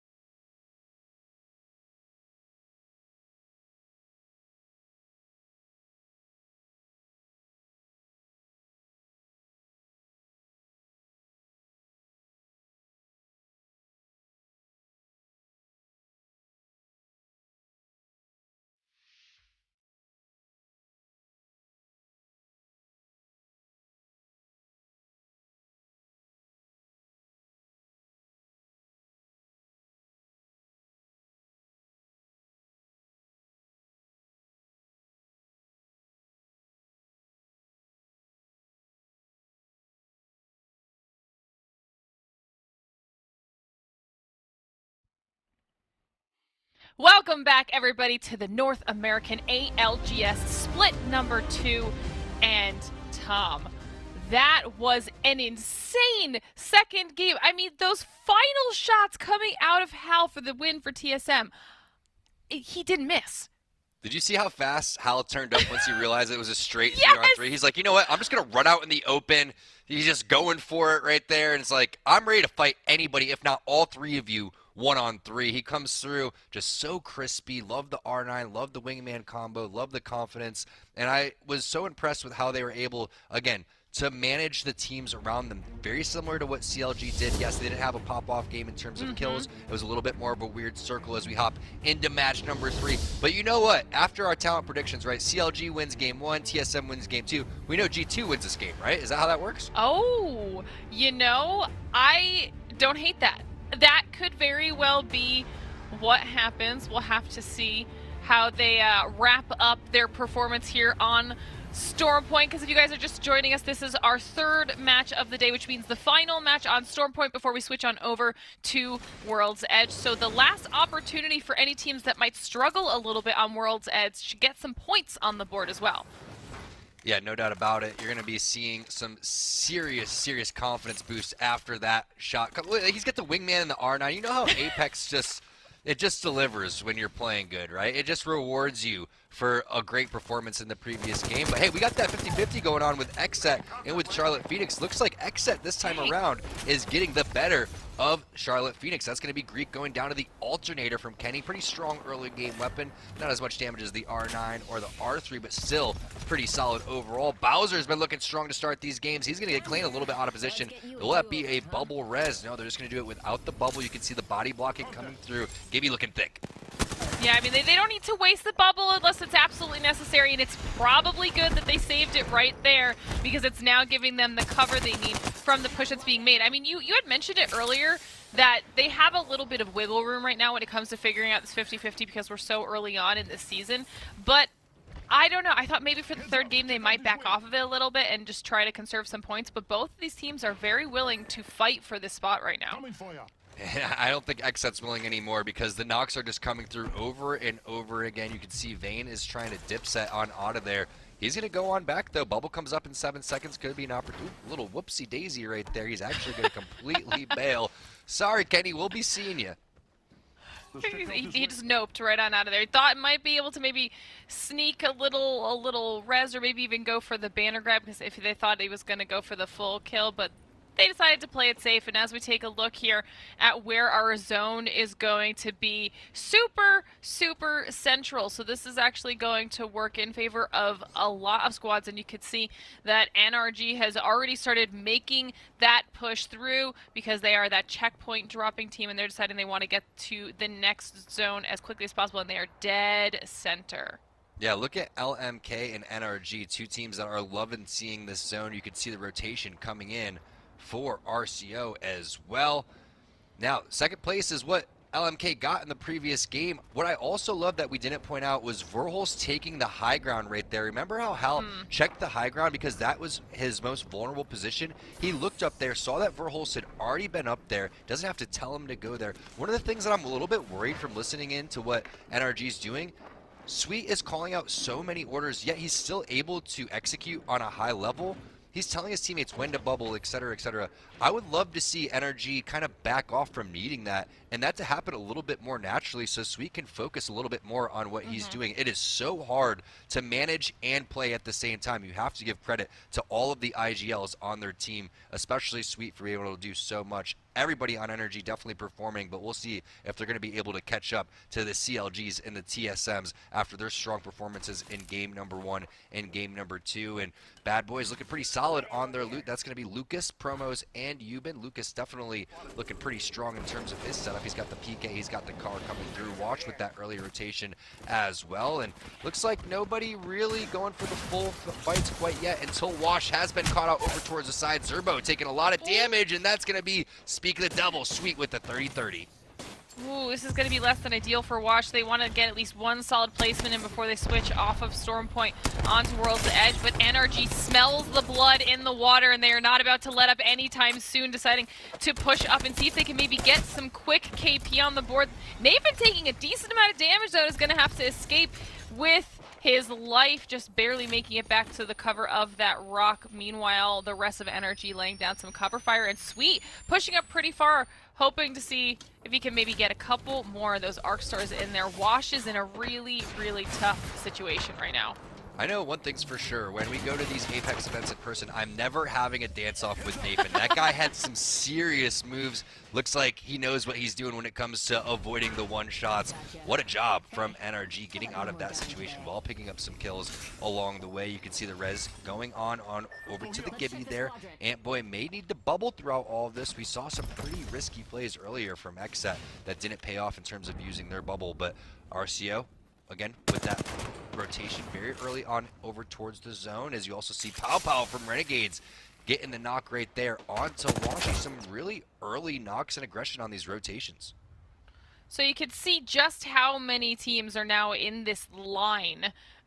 This could be super dangerous. I mean, you've got NRG directly between two squads on both sides of them. The decision here, and you were just talking about this, really was going to weigh on Sweet what they have to do here. Do they decide to make a push into the one team that they had already dealt some damage to, but now has had time to fully reset and recover?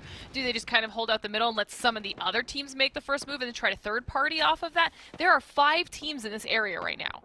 Yeah, exactly. When you said there's 2 teams and you said 2 teams on each side, I'm like, that's 4. And then that means that they're the 5th team for sure.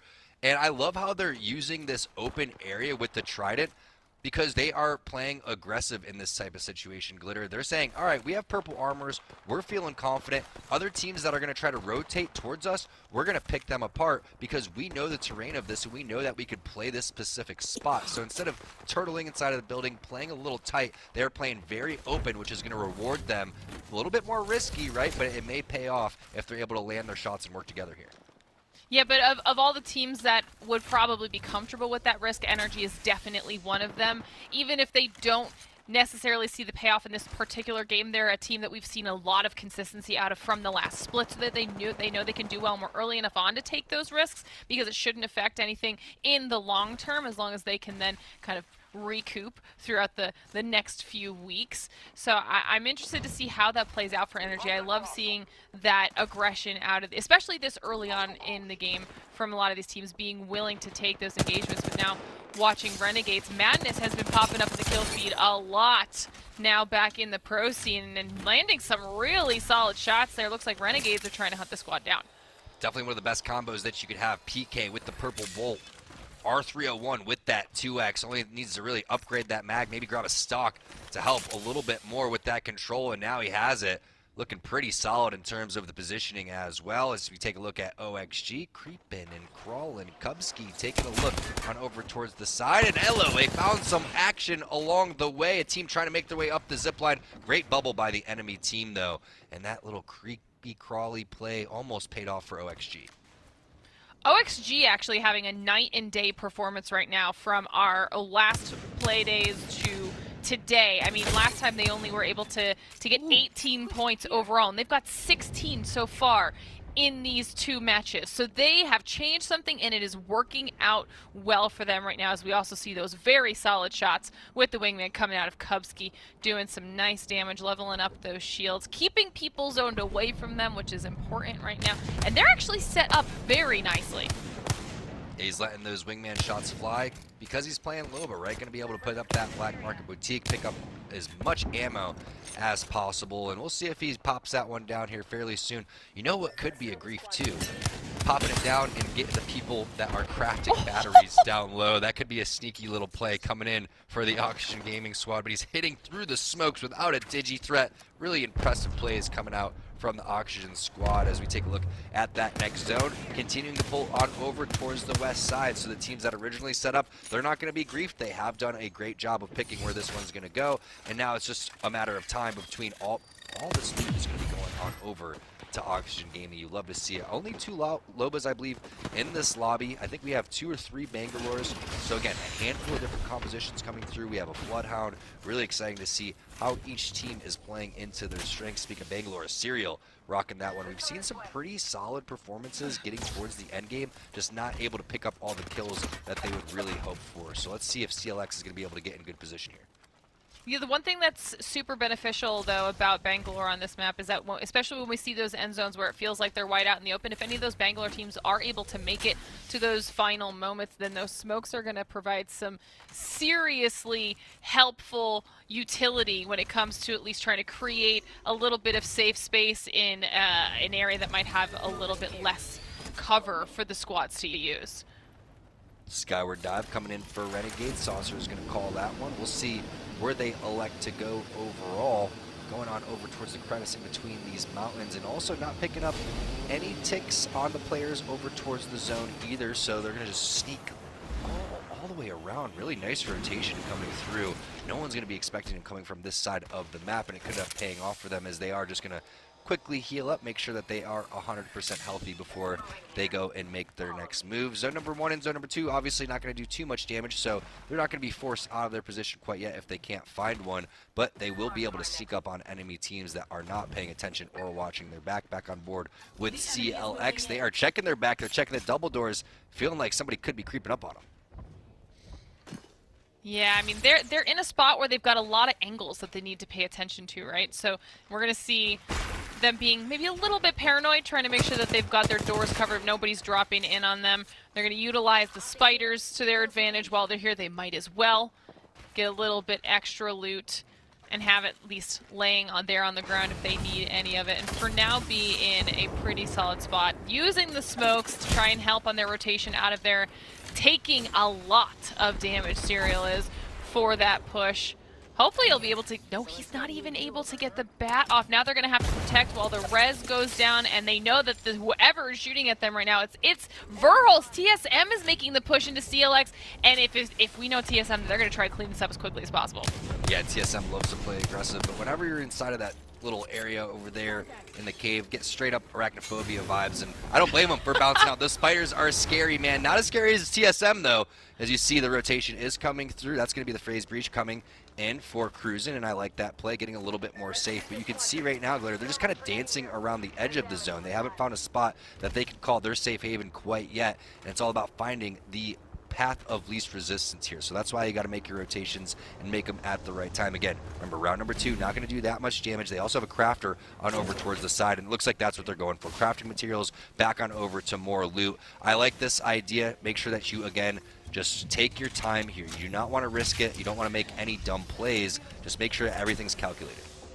Yeah, a little bit too spooky for them. Once they started getting those knocks from TSM, they decided to play it safe and smart. I think it's going to work out to their advantage here, give everybody an opportunity to potentially find a better angle into the zone once they have those last little bits of loot that they think are going to help them. CLG, we've talked about not only how well they've been doing, but the high ground, how important it is. CLG setting themselves up nicely here on these rocks with some vantage points down on the squads below, knowing exactly where a lot of those teams are and just biding their time right now.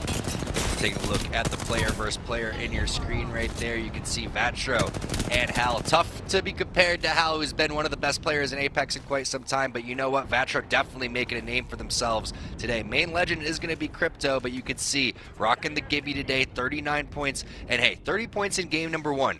Absolutely amazing. Tied for the record so far in Split 2. 9 points really isn't that bad. You know, you would kind of take, if you had a bad game, 9 points you would want to be like your low game or your mid game. That's not that bad. You're continuing to add on to that total overall as they pick up one more point. Hey, they didn't get the flush quite yet. There it is. There goes the flush, and there goes Lazarus being eliminated. They went from 39 to 42 real quick. Great pickup there by our observer team, and What a great rock to be holding down. All of this high ground is absolutely free. The last team you want to bubble fight is going to be G2. However, this team is putting down some serious damage. You've been with the first knock. ArcStars inside of their own bubble, now gentrifying in a 2-versus-1 situation. Can he pull it off? You can see the thirst possibly coming through. The armor swap doesn't connect. The third party is there, and it's just not enough for G2 to survive. NRG, when we talked about being out in the open, looking for opportunities, Glitter, they were able to find those opportunities and pick up some free kills. I cannot believe NRG was there for that. That was insane, and that was G2 going out. We thought we could maybe get the trifecta with the caster predictions here, see if G2 could get that win on game number 3, but unfortunately, Onset is having something to say about it, and the curse is in full effect right now, so hopefully they'll be able to bounce back there on World's Edge. But that was just a rough spot to get in a fight in general. Now W finding themselves in a bit of a pickle as well as they try to get the loot off of that engagement while keeping themselves alive. Kraber in the hands of Fury, so this should be interesting, at least give them some opportunities to be a little bit safer in this corner. A little bit of a pickle. If they were pickles, they'd probably be in a jar because they seem to be pretty stuck over here throughout all of that. But they have loot boxes there. I would love to see these armors being taken out of the boxes and swapped onto the ground, but that's just controller problems. These guys obviously on M&K right here with the way that they are just twitching back and forth with the reflexes too. We've seen so many Krabers in play today.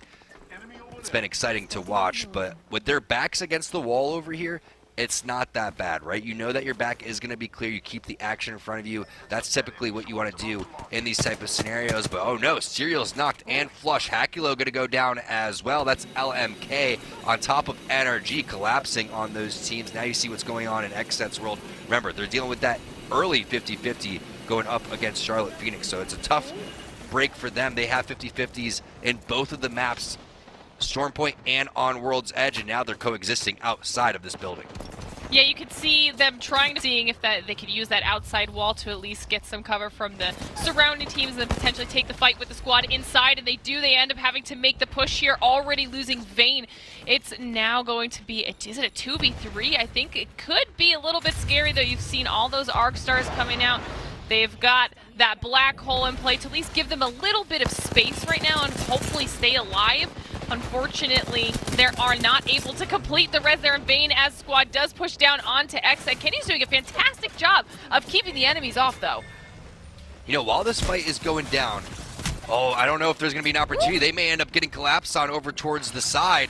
You can see XSET desperately trying to get this armor swap. They are caught in between two teams. Glitter, this is so difficult. You can see the horizon is there. You can see the great shots coming in from Kenny. Is it going to be enough, though? You have another player on the outside of the building making their way over towards the bottom. That's going to be CLG as well. XSET caught in between two really solid teams and some amazing shots from Mamba, but then a fourth team coming up from the high ground, too. Unfortunately, XSET going to go out in 13th place.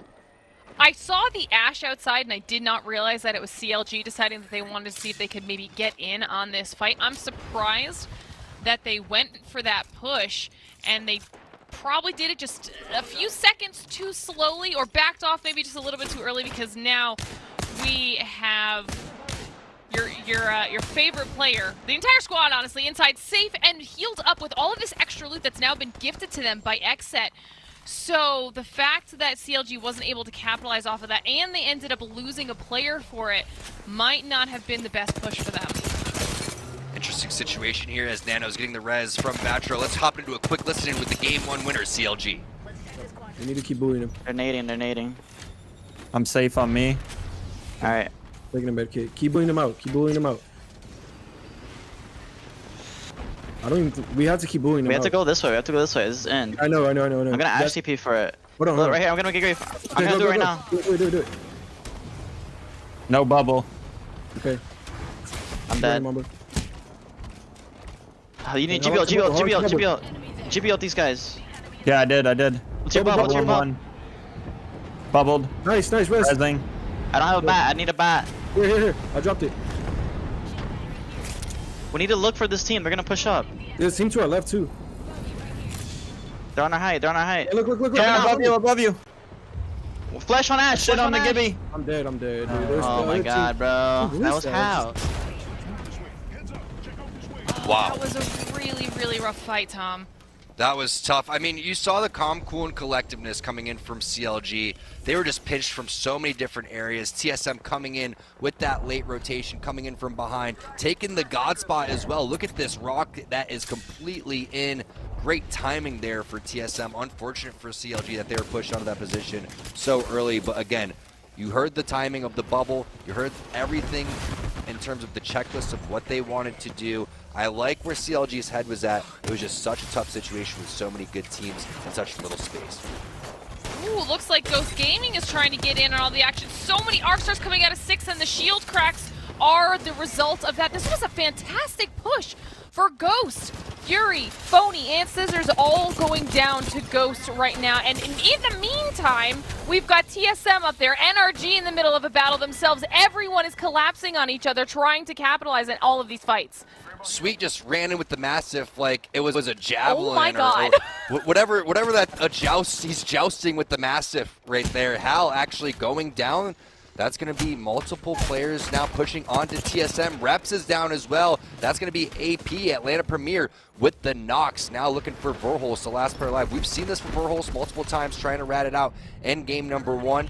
This time, not looking nearly as good as it was in that previous one, but now the medkit's not in hand. It's going to have to be a slow heal for the syringes. Impulse, the last player alive on Ghost Gaming, going for the thirst. Is he picking up some loot along the way?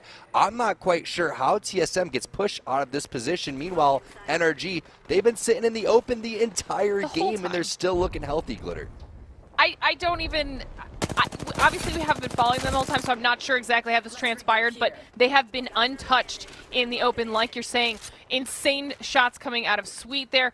Definitely able to zone off whoever is left around them right now. He's going to continue this push and get the quick and easy kill. Make sure they get a few more points on the board for NRG. 3 squads left. TSM should be one of them. We've got NRG on high right now with the Kraber in the hands of Sweet.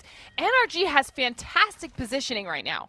TSM is out now. NRG looking to collapse onto AP. You can see all 3 players pushing on over towards the rock. They've been heating up as this has been going on. They started off a little slow in game number 1, heated up in game number 2, and we did a listen with them. Now here in game number 3, they are looking like a dominant force. Sweet with the Kraber. Everybody getting on top and laying down fire. Impulsive Dream gets eliminated. Now it's just a straight up 3-on-3 with Atlanta Premier. Can NRG take this one with the amount of kills they have? That would be an absolutely phenomenal game. This is huge for Atlanta Premier as well. 3rd place finished in the last game. Now top 2 situation up against NRG, one of the monsters in this lobby. And the Mastiff shots might be too much for Atlanta Premier to handle. Nathan is unrelenting with these shotgun shots as they're able to just take out Crook. And now NRG is in an easy position on the top of the rock to get the win here in game number 3 on Storm Point. Great game from NRG. They played it risky. They sat out in the open a majority of the game, and they picked up a ton of kills to boot. I can't wait to see where that's going to put them on that overall leaderboard, because they were popping off in the kill feed right from the rip, picking up so many free kills and then earning so many kills along the way.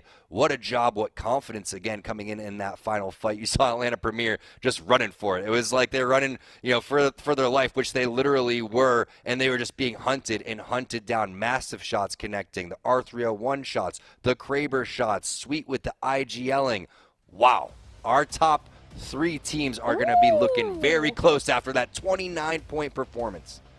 Dang, I mean, NRG wanted to try and tie that CLG win for the day. So close. Another insanely strong performance for our top finishing squad there. NRG doing it the way that we knew they could. But Atlanta Premier, Ghost Gaming, OXG, these are all teams that you had said at the beginning of the day that we wanted to see maybe a little bit of a resurgence out of. All those teams that were on the right side when we were looking at that group matchup, and they're doing just that. They really are, and they're picking up, little bits and pieces of points, but it's really hard to keep up when NRG is dropping a 29-point bomb on top of your dome piece right there. And when you see TSM in 7th place, they played great. They got over towards that high ground. They picked up the God spot. Again, just showing how tight this lobby is. No mistakes can really be made, and sometimes you're not even really making any major mistakes. It's just how competitive the lobby actually gets as we take a look at the rest of the teams and where they're filling out. Yes, the onset curse is real. G2 in 17th place right there. Tough break between XSET and the 50-50 that's happening between Charlotte Phoenix. They go out respectively in 16th and 13th. We'll have to see what happens on the next 3 games on World's Edge as we switch on over. But what a great start here to day number 3 on Stormpoint. I mean, this might be slowly becoming my favorite map to watch this on, because we're getting so many insane finishes here on Stormpoint right now from these squads that it's insanely entertaining. And look at the damage on Sweet Tom. 3,000 damage. You can't blame the Kraber for that one. That's just straight sweetness coming in for the NRG squad. They're trying to get on top of that leaderboard that we had for Split 1. They said, you know what, Dexterity, formerly of Absolute Monarchy, Charlotte Phoenix, take a step back, let NRG come through and have a say in this one. Almost 2k damage for Nathan. Rocker popping off as well. Just really well-rounded play. And again, a lot of teams elected to go inside of buildings. NRG, they played the outside. They had, you know, probably the second option in terms of where they would pick next to LMK. So it is a little bit risky. It is a little bit, but again, when you are going for the fences, when you understand the situation, you've already seen TSM and CLG pop off. You want to be a part of that, and NRG was able to do that. I cannot believe, because I was about to hype up Nathan for Nathan's numbers because they're still fantastic. The fact that Sweet was able to break 3k damage in that final match on Stormpoint, I mean, that's just illustrative of why NRG is just one of the top squads. I mean, you hyped him up as being able to not only be successful as a player, but also that almost like micromanagey level of IGL, letting people know how to do things, when to do things. And you were wondering what would happen if he could focus more on the gameplay. Well, clearly he doesn't need to, Tom. Are you kidding me with those damage numbers? I know who's excited about that one. That's going to be Kate. Let's bring Kate back into the action because she loves double digits. Kate, how you feeling after watching NRG perform like that? Oh, you are not wrong. Do I enjoy double digits? But you know something else I enjoy is talking strategy and talking about and breaking down our first 3 games, because I think there are so many incredible themes that came out of that. But one that I want to harp on as we take a look at some of these highlights are our team comps. Is there a coincidence that Ash, Valk, and Gibby have been the team comps in all 3 of our winning teams for matches 1 through 3? T-Squared, I gotta ask, it feels like something, TSM's done it before, we've seen other teams do it, changing up those team comps depending on the map, and it seems to be doing a great service to some of those teams. At what point do you start to consider those teams that are fielding a Bloodhound, a Bangalore, a Loba, all incredible legends, but at what point do you start to think, you know, maybe there is something to this team comp that continues to come out on top game after game on Stormpoint?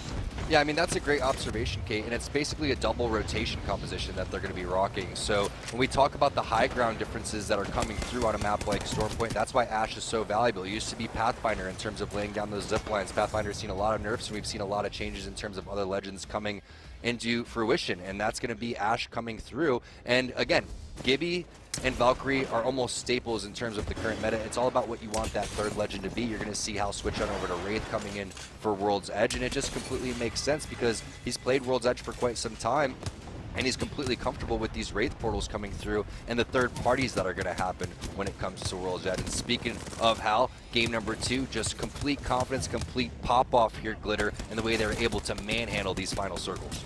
I know, I was getting my matches with TSM and Rocks mixed up in that last game because this final moment for Hal, these shots, I mean, we heard Dan and Mark talking about it. He didn't miss. And this is what we were expecting out of TSM. They had an incredibly strong first weekend worth of games, and just as soon as they knew that they had an even slight edge, like you had said earlier, Tom, it was like that final stage, that extra level in Hal was finally turned on, and they just completely melted them.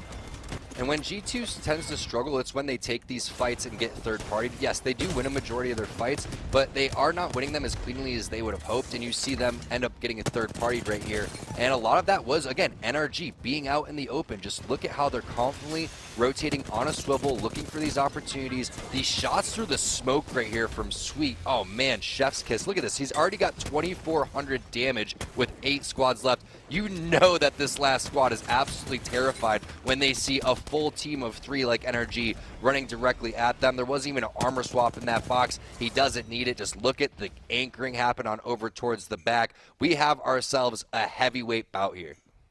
Yes, we've got a lot of heavyweights. This is one of the reasons why this lobby is, in Tom's words, scary, scary, scary. Let's take a look at what the leaderboards have translated to in terms of scary math right here, right now. Oh, look at that, gang. Boy, what a lovely little moment that is for CLG up at number 1. However, I do have to say, I got to say this, Glitter, NRG popping off with 8 different points that has gotten them now to 2.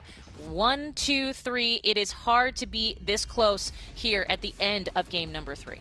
See, and what's even crazier, though, is that now we're done on Storm Point, right? So looking at these top 3 teams, which were all of our predictions, which were the teams to watch, to keep our eyes on. I mean, we're going into World's Edge now.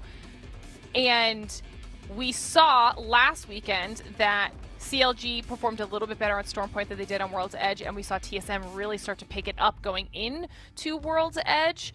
Same thing for NRG. They had a better performance in World's Edge than they did in Storm Point. So if all of these squads are doing well in Storm Point, World's Edge is going to be what completely shakes things up now. Absolutely. And Tom, as we take a look here, I gotta say, we'll talk about drops here in a second, but XSET, and I see Charlotte Phoenix, they are in the second page of this leaderboard, and it's something I do have to know, what is sort of the virtue of that 50-50 strat? Because it feels like it's not working out for either of them. Well, another 50-50 that's been taking place for months now. There's been some Twitter beef over it, which I love because that is it's a medium, perfect, medium, rare beef going on between XSET and CLG. And with CLG being at the top of the leaderboard and us switching on over to World's Edge, that 50-50 has been happening over towards the Harvester side. But I also want to talk about other teams like Oxygen, Atlanta Premier, teams that were below that top 3 that I don't think we get a chance to talk about enough or shed enough light on these guys because of the fact that they are a little bit overshadowed by the teams that have won tournaments. But if they can continue to play consistent, if they continue to, earn that on the leaderboard, there's going to be a lot more highlights from them. There's going to be a lot more of us talking about them because they are very talented. They're just waiting for their opportunity to pop off. But I want to see that continue on World's Edge. And one of those teams get a dub to make this not a 3-team race. But again, with 3 games remaining, still mathematically, everybody is in this. They are indeed. Let's take a look at where they're in it in terms of dropping, because as we know, that is can be absolutely the egg, the goose that lays the golden egg. Is that a thing? Either way. Glitter, talk to me a little bit about what we're seeing here, because we've seen zones come down sort of, as I call it, the Midwest, sort of near Mill. We've seen the Southern zone. It seems to really be favoring, the LMKs, the NRGs, the CLGs of the world, and yet here we are seeing people like TSM come out on top. They are also in the South, I should say. Ish, they're all kind of in that area. Yeah. But what we saw is that, especially in this last game, and look where NRG was, when we first checked in on that very first zone, NRG had already left checkpoint. The second they saw where the zone was going, they made that rotation south, down towards the mill, and they tried to get a spot center zone and hold it as early as they could. And we saw them doing that when the zone favored them directly in checkpoint, and obviously the likes of TSM are doing the same. It really came down to the amount of squads that were near the perfect spot in a lot of those final moments, because even if those teams were able to hold it, we saw in the third game that TSM struggled to hold that God Rock that ended up being the spot where all of those final fights happened. So sometimes even if you're in the right spot, it is a little bit of timing luck with when those pushes start happening, when those third parties start happening, and are you able to kind of fend them off? Because NRG had that more open positioning. They were willing to play the riskier strat in that specific instance, and that worked out better for them than trying to hold that single lone rock. And if I'm being honest, a riskier strat for them is more entertaining for us, so I'm all about it, if I'm being completely clear. Yes, absolutely. And I really do love this graphic because it definitely has a lot to do with how we see those endgame circles break out. But hey, Guess what we're breaking out? We're breaking out a new map here, Tom. And by new map, I mean an old favorite. And this is one that I do kind of wonder sometimes when we have these map changes, especially onto World's Edge, how many teams are just like, hold, wait for it. We'll get World's Edge, and then we'll really go for it because we have the tradition, we have the experience, unlike perhaps Stormpoint. That's it's a great mentality. It also could be a thorn in your side if that's how you're going to approach the situation. But if you haven't had the best performances in the first 3 games, there's nothing better and more refreshing than some sort of change in the map, right? So a team like G2, for example, that's been cursed by our favorite, person on set, which I don't know why I ended up picking the same team as him. But, one thing that I do want to touch base on Stormpoint, if you're a player, if you're, a coach, analyst, whatever that is, go and watch how Energy approached that circle because they had some sort of information that other teams didn't have on how they wanted to go and play that one. Everybody else, again, elected to go inside of a building. They played in between 4 or 5 different teams, and they completely popped off. So, again, if you're wanting to know how to play Stormpoint, how to play that specific game and zone, go and watch Energy play that game. Hey, speaking of watching teams play a game, let's see if you would like to watch TSM relive their glorious $100,000 playoff win. These 3 gents, you know them, you love them, you like to watch them play. Well, now they're actually talking through some of their greatest plays, their greatest matches. They're literally bringing you through their an entire $100,000 match-winning match. It's so amazing. Sorry, hard to say. But the point is that you should absolutely watch it, especially if what you're looking for is that TSM glow, that TSM difference, that X factor. They go into all of their stuff. You gotta see it. Trust me. And hey, that YouTube channel, Play Apex Esports, they are doing some incredible stuff there. Head on over, give us a follow, give us a sub, but tell you what, just enjoy the content because they're doing some incredible things. And of course, we're on Twitter and we're on Twitch, which is probably where you're watching now. Maybe you're watching Multiview. Who knows? Either way, lots of things here yet to come. Certainly lots of great content that's already out there. They're doing an incredible job. Well, hey, this has been, of course, match number 3, but now we're headed over to match number 4. It's coming up right after this, so stay with us. This is the Apex Legends Global Series Pro League Split 2 North American play, and we will be right back. Holding here. I'm batting. They're low, both back. I'm aping this thing. Come with me. Yeah, come on. Marco, clean this up after. Yeah. Give me 100. Last guy's hit 126. I see him. I'm about to trick shot this with the Kraber. Nice. Go, boys. Great communication. Great energy. That was great.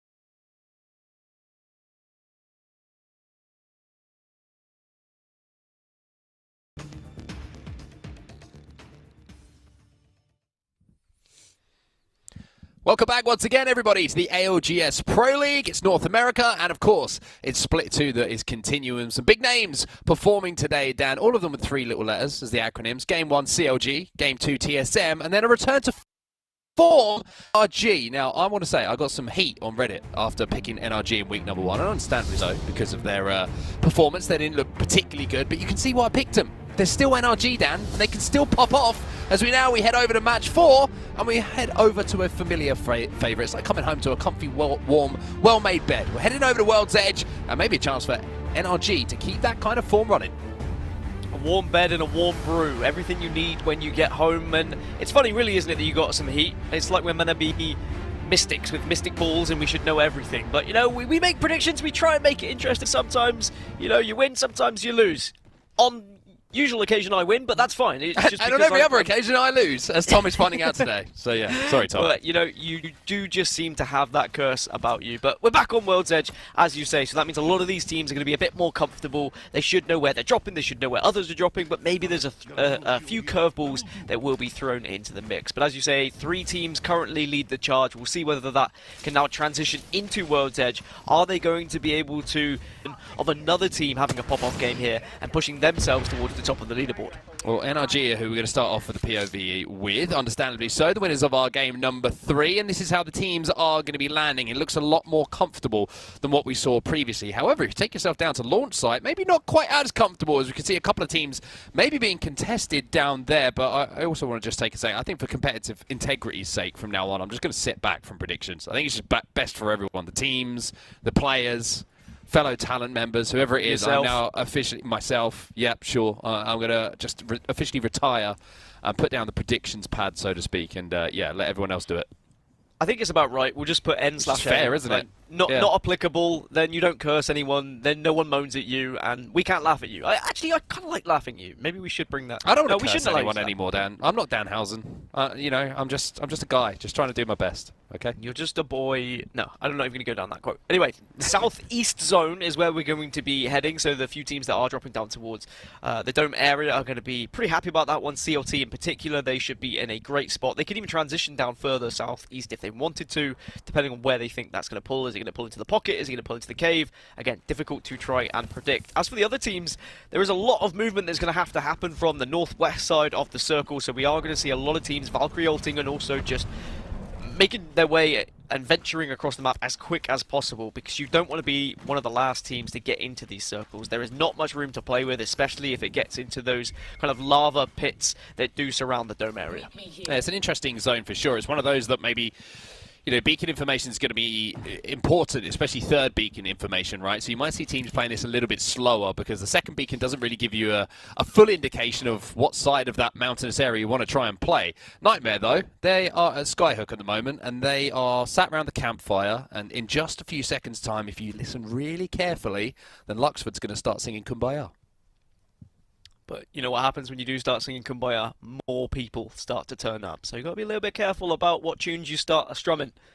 And it looks like they're worried about something. Clearly they've heard a little bit of trouble in the distance, but now it finally seems like that trouble has been diverted elsewhere, so now they can make their move. But certainly some teams in close proximity of one another. TSM, remember, after their pop-off game in Game 2, they struggled a little bit in Game 3, still got towards the end game, still managed to pick up some points, but if they want to be pushing for that #1 spot, which we know they do and will love to try and achieve, then they need to be doing a little bit better here in game number 4. The circle's not too bad for them though. Of course, when you do land in the middle of the map, you do put yourself in a good situation to try and get to that next circle. At least it's not too far away. It always makes me so nervous when TSM do this, by the way. You know, they rotate towards the other side of Fragment to Fragment West. They go to this crafter, and if they've got white armors, they'll level them up. And it's just a horrible moment, right, where all of them, or 2 of them at least, will be running around naked. And it's like, all it takes is one team just to spot them out. Maybe just play a little bit ratty, recognize the strategy, and they're all dead. So they get away with it for now, and my heart will return to somewhat of a normal heart rate. But Bad Boys, no armor problems for them, Dan. They've got a blue on Lucas. Promos has got himself a gold, and you've been sitting there looking all pretty in purple. Got to be careful about these shots that are coming from a distance, though. It's more teams are making the move. CLG seem to have jumped on top of another team, may have already got one knock here, so they've got to try and finish this fight off quickly before other teams get involved. Yeah, it looks like it isn't a conversion of a kill, but now you can see Nano trying to move in. A lot of talk about Nano and his individual ability. There's a 50, there's another one, and you can see exactly why this man is being talked about. Huge damage output coming from Nano, and Vatro and Mamba are there to clean things up, and that is some serious output from the good end of the Peacekeeper, the Bandit, if we were on the receiving end of it, but that's going to be 3 KP for CLG as we see our first team eliminated. Always difficult to be the first team to go out as well. You just have to sit back, watch what's happening in front of you and try and think of what you did wrong. But sometimes it can just be down to purely wrong place at the wrong time with Apex Legends. But do you reconsider your transition from one zone to the other? Is your rotation poor? All these things have got to be discussed, but you're going to have a lot of time to do so because that was a very early elimination as well. But a nice juicy amount of KP for CLG, which will put them back at that #1 spot or continue their #1 spot to get a little bit larger, should I say. So now they're going to be feeling confident. Like, they can get to the late game with a little bit of KP here. And the big question is, are they going to run into any more teams that are struggling with their rotations? Well, if you're a fan of Nano, a Nano fan, if you like, and you're a fan of CLG, just a reminder that you can watch on multi-view and just press on that command center button below and you'll be able to watch some CLG POV for the entirety of the rest of the games. If you wanted to, pick your favorite team. Decide who you want to watch, Dan. I don't know who it is. Maybe it's CLG. Maybe CLG are picking up some more fans. Maybe multi-view is popping off right now because CLG seem to be doing so today as well. They've put themselves into that top 3. Huge points in that game that they won a little bit earlier in game #1. I think it was 30 in total. So CLG are going to have to keep up that fighting mentality and keep up those fighting wins because they have a long way to go here. Right from the northern tip of World's Edge down to the south. And if you do have a favourite team, make sure to let Onset know so that he doesn't predict them next week. It doesn't matter anymore. I'm retired. Let me know. To make predictions, you have to curse someone. That's the rule. Nope. Atlanta Premier in a little bit of trouble as well. Several teams actually at the moment with their rotations are just being peppered by those who have the height advantage, that have positioned themselves to try and hold out those. It's really difficult in World's Edge when you are trying to go from A to B without a Valkyrie ultimate. Sometimes you do just get caught in these low ground situations where you have to make the decision, alright, we need to fight, and it looks like that's where Atlanta Premier are now. Well, Crook is shooting through the cracks and he's hitting some bodies here. The Gibby bubble going to be forced. Crook trying to move up and maybe isolate this Gibraltar. Poor Gibraltar. Poor Gibraltar. No, he gets the bow off! Maybe not so poor. Maybe he's going to be able to come out of things on the receiving, on the winning end of it. But no, Crook is just going huge inside of this bubble. 2 big, massive shots from him. Managed to take down the Gibby, but he's going to have to do some more work here as it looks like he's taking damage here. Pathfinder, the team on the other side of this, and Dracefax is trying to survive, but not going to be able to. But here come NRG, the uninvited guest, the third party, here to ruin everything for everyone. Apart. Watching on saying, yeah, we'll gobble some of that KP up. The question is, do TSM and NRG engage to each other? Probably not. They are far enough away where they don't really need to. They can sit back, they can think about their rotation, and they can just move along. Wave at each other, use their Jedi powers and say, move along. And that's all you need right now. But as for everyone else, you've got to try and avoid these teams. You don't want to be put in the same kind of ambush situation that we've just seen AP get involved in. But that's unfortunately going to be the case. When you're trying to get to this next circle, which is going to be in that southeast area, you are going to run into some of these squads. Well, Crook trying to do his best impression of a police officer who's trying to disperse some crowds, but just saying, move along here, nothing to see. Unfortunately, he's going to be last player alive. 18 squads now remaining as Hal tries to move down as well. And you can see there, both NRG and TSM are hunting for this free KP that will be Crook down on that low ground. But the problem is, if you over-engage, you overextend, both teams are kind of looking at each other, posturing, so to speak. You like to use the phrase, puffing their chests out, and I think that NRG have decided that maybe they're just going to let this one go for now. Yeah, just for now. Instead, just think about where this next circle may reside. Of course, they don't have the information that we do. The beacon information that we see is just an observer perk.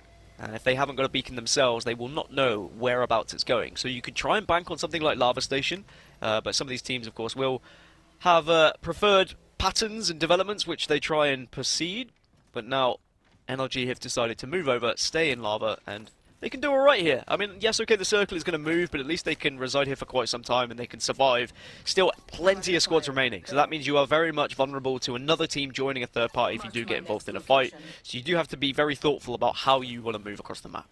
Well, it looked like Sweet wanted to jump on the gondola. The only problem was nobody wanted to join him for a second there, as they are pinging when they want to try and rotate and maybe think about a Valkyrie redeploy. Maybe they don't have the beacon information, as you can see in the top left-hand side of your screen, so they're maybe just trying to hedge their bets and play it a little bit late because they don't know that pull is going towards the Lava City side of World's Edge here. TSM seem to be favouring that a little bit more. They're also going to be able to now drop down, having just cleared everything out, and the NRG kind of worries that were there are now not, so they're going to be able to get this loot that is down below and been left for them to play with. But you can see the comparison of the two IGLs on either team, NRG and TSM, and Sweet in that last game down. I mean, it was a pleasure to watch the man just pop it off, and once again, somehow, some way, still having a Kraber in his hands. Yeah, honestly, the damage that both of these two are able to achieve is always very enjoyable to watch, but also listening to their IGL abilities is also where I really get my kicks.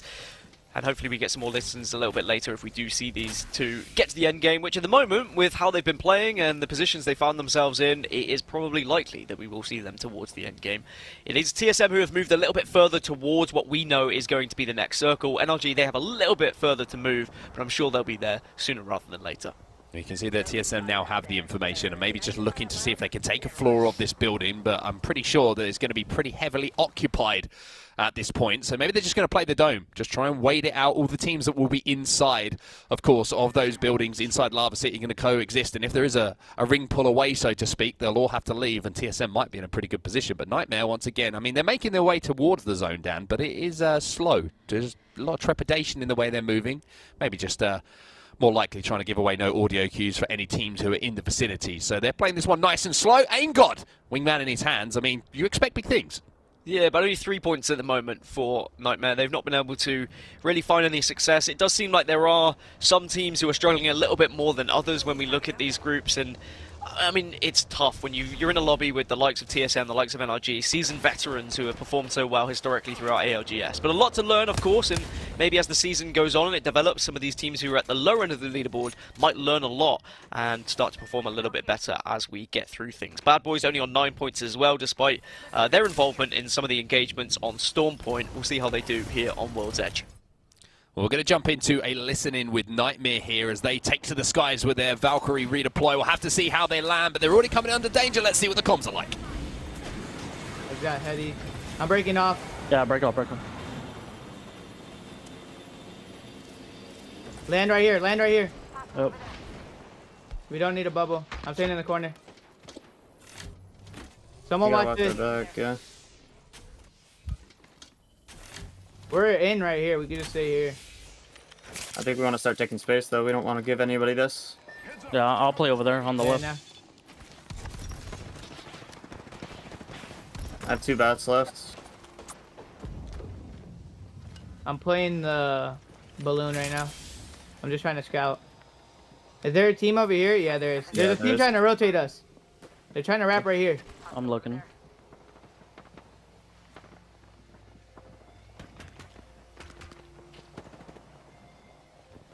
They're Valkyrie.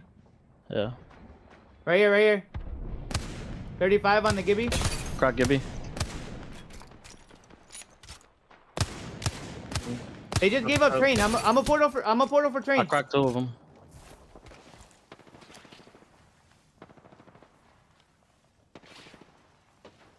Is it safe? I'm scouting. No, I'm scouting. Give me a second. I only have 1 bat. Yeah, I can drop you one. There's people in here, but they don't know we're here. Here we come. We got one. Take fort. Okay. They're bubble resing right now. Try to put pressure on it. I can't. They're nading it. He naded himself, though. He naded himself. I got a nade in their bub. I cracked one. Crack Loba. And he's resetting. We should try to look to kill this. Blue on Gib. Loba cracked. I'm batting. Give me a second. Just hold. They're dying. Just hold. They died. They all died. Hold second. Right where we're at. Hold. Low ball right here. Yep, low ball. Grab it if you can. Is there a purple? I mean, you call yourself Aim God, Dan, and you expect big things. And we've just seen him beaming people through the skies with the wing. An opportunity and a little bit of space to play from on that train station side here of Lava City. And now you're going to see LMK somehow managing to find themselves in a spot as well after the redeploy to get inside of one of these Lava City buildings. But we also saw from the information that we have on the Observer POV that we're actually going to be pulling a little bit to the southern side of Lava City. All those teams are going to have to leave at one point, which means that NRG, who are approaching maybe, or looking to approach from the north, I was going to say, could be good, but abort, as you say. Air traffic control making the wrong call. They have to go back in, and they're probably going to have to take this fight as well. Bad Boys are going to be there. Shots are already coming out. It's a trade 1-for-1. Make it 2-for-1. Bad Boys, they have the lead in this fight, but we know what NRG are capable of. It's all down to UYPN, but unfortunately, Nathan steps up when he needs to. And because they were able to pull back away from all those other teams, NRG should be able to get the reses here. Still alive. A good decision to come back, but also a very risky one, which they're able to achieve success. Yeah, I'm saying that's a plan A, B, C, D were all out of commission there for NRG, and they had to decide, well, we've got to just take a fight when we land and see what happens. Luckily, they managed to clutch up and win that fight, but now they have a really, really tough rotation towards the northern side. They don't have that Valkyrie redeploy to use. They can't use a Skyward Dive unless there's a couple of ult excels in the backpacks of the players to get that back into commission. But for now, you can see as we move towards the dome, this is the southern side, excuse me, of where the circle might be going. G2 in a pretty good spot. I've cursed them so far today, but maybe this is a game where they can start that comeback. Just to quickly go back to Aim God and Nightmare, by the way, what made me laugh in that listening was that he had those crazy shots for the players soaring through the sky, and he was just casually like, yeah, I cracked 2 of them.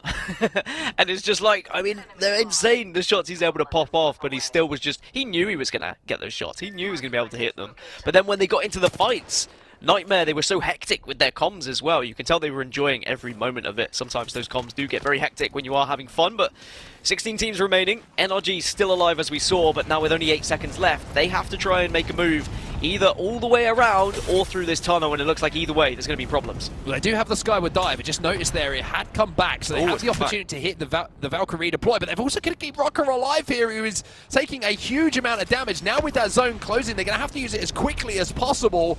They should have the meds, at least, or the health, I should say, to survive, but maybe Rocker's not going to make it. Rocker just about survives, and now it looks like the call is to land on height. There's already a team up there. NRG, I mean, they really are struggling to find any kind of safe haven, but the call is made and they find somewhere to play. So NRG, even though they've been dealt some horrible cards so far in this round number 4, have found somewhere to survive for now. Absolute mayhem happening at the moment as well. Scary, trying their best to try and stay alive, utilizing grenades to do as much damage as possible, but it is just unfortunately so much damage raining through from all the other teams around them. Every team at the moment that's trying to get into this circle is being griefed by all the teams residing in those buildings. Xset also holding out a team and managed to eliminate W. NRG have managed to put themselves down in a position where they can take fights as well. Yeah, they're trying to clean up some KP here. There's one player left alive in this truck, and here comes the NRG Swarm. I mean, that player is not long for this world, unfortunately. Sweet taking some damage, but will survive. The caustic gas will also clear, and now the push comes down from height, and I think that's Xset trying to get involved as well. Something to note as well, in the kill feed, notice that G2 had lost a player down to a frag grenade, so G2 down to 2.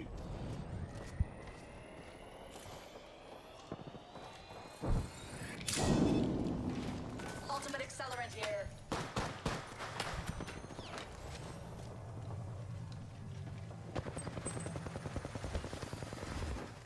Enemy in the distance.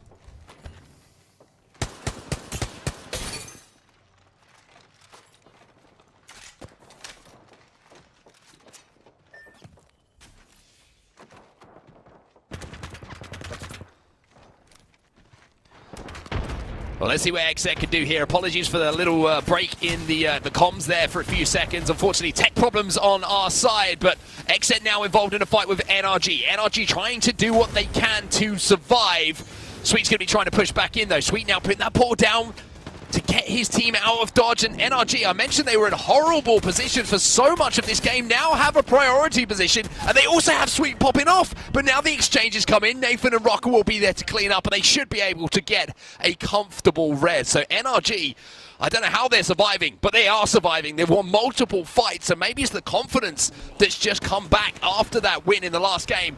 which is keeping the momentum forward. Hopefully Gaskin will be rejoining me in a few moments' time, but in the meantime, I'm going to try and talk you through what will be a hectic end game. Dan, I can see that you're back. RCO Esports, they're inside of a bubble, and they're taking some damage as well. I mean, that game was so hectic, it crashed everything on my computer, but we're back. NRG involved in a fight, 6 squads remaining, and Nathan continues to pop right off. That's what you need to see from these NRG boys. They have been through everything. They've been through the wars right now, but they're still alive.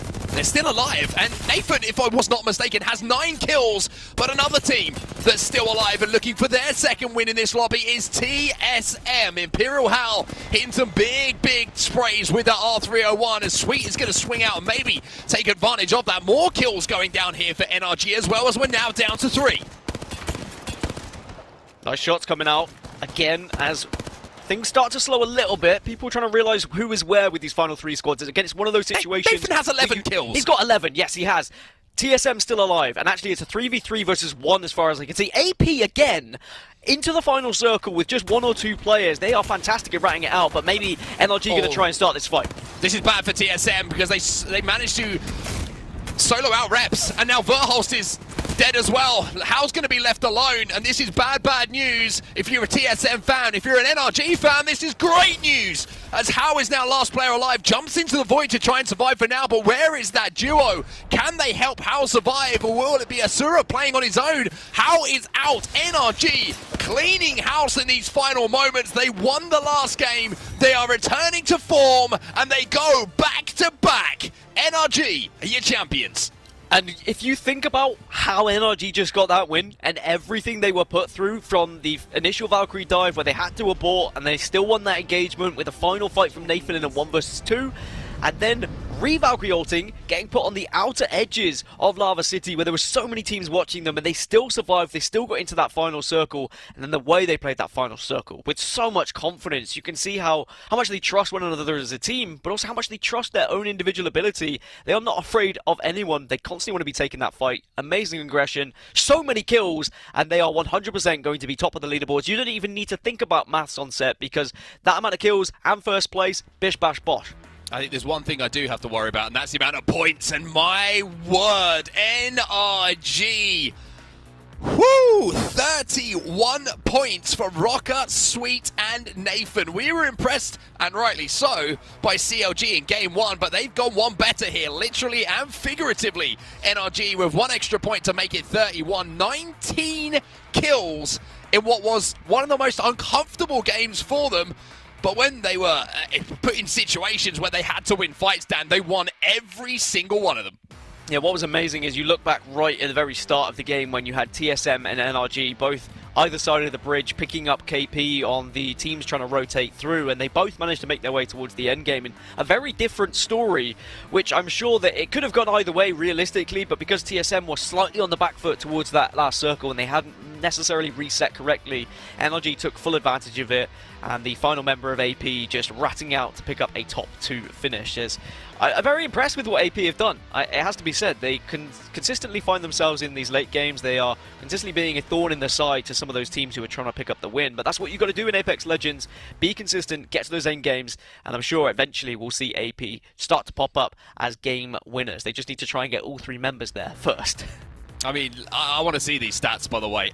Just Blimey. ridiculous. I mean, let's just take a second, by the way. Sweet in the last game. Yes, Nathan's picked up 12 kills. Absolutely insane. But, I mean, you said I could avoid some maths, Dan, but if I'm not mistaken, that's over 5.5k damage done by Sweet in the last 2 games alone.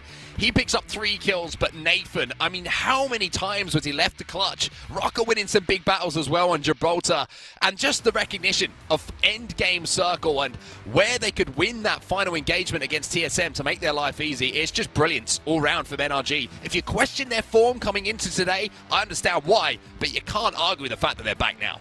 Yeah, they are back, and they are back with a bang, and World's Edge just looks as comfortable as ever for them. Maybe Stormpoint hasn't been the best, looking at last week, and it looks like they've worked on things. They looked far more comfortable when you look in the Game 3 matchup that they just had. So going back to back, it's very rare you see in the Global Series teams consistently getting first place, especially back-to-back.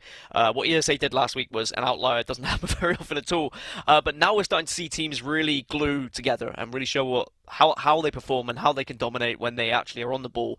And when you get a natural transition from map to map, that 3 to 4 is such an important transition as well, because if you can hit home map 3 and map 4, you put yourself so much further ahead of the rest of the lobby, like head and shoulders above the rest of the lobby. Now everyone's going to be staring at NRG saying, well, how do we catch them up when they are performing in this way? They've almost created a 20-point gap between themselves and TSM with only 2 games remaining. I mean, that gap is looking pretty huge, let's be real, between NRG and TSM in the leaderboards. But the one thing I will say, Dan, is when teams have won games so far today, it has been big point totals. It's looking like a pretty top-heavy lobby as far as not just placements, but the kills that those teams are picking up as well. So if I'm COG and I'm TSM, even though NRG are popping off right now, just know with 2 games to go, there is a lot more Apex Legends being left to play. And one team that needs to remember that as well is, of course, my prediction of G2. Down in 12th place, just something isn't clicking for them at the moment, Dan. I don't know whether it's just the lobby is not playing out the way they would have wanted, if maybe they're just getting caught on rotations, maybe they're not winning the team fights that they're used to winning, but something isn't quite adding up for G2. But for NRG, everything is looking good. Yeah, and I mean, now when you look at that gap from like 16 points, for example, in 12th place to 71 in first, winning this group has become very unrealistic for those teams in the bottom half. So instead, you need to focus on just trying to get a little bit of consistency, trying to place a little bit higher so you can push yourself further into the points and think about later on in the season, rather so than this particular group, because you're not going to win it. 71 points is a big total to try and chase. Even if you had 2 pop-off games in a row, you would need mammoth games, and you need to hope that NRG did nothing. So it's not a nice situation to be in, but at the same time, you can only focus on what's in front of you. Well, it's time for us to take a break before we head into our game number 5. NRG go back-to-back, and the question that everyone is probably thinking in their heads right now is, can they do it a 3rd time? Right below me, wait. Back. All right, chill. The other team's looking right here. I think it might be a solo. I'm getting on the rock. I'm pretty sure we have to get this KP. Dad, nice. I think it's a solo. Tethering him. Yeah, Valkyrie him. Stun, stun, stun, stun. Let's go! Oh my god! I'm so good! Nate, good job!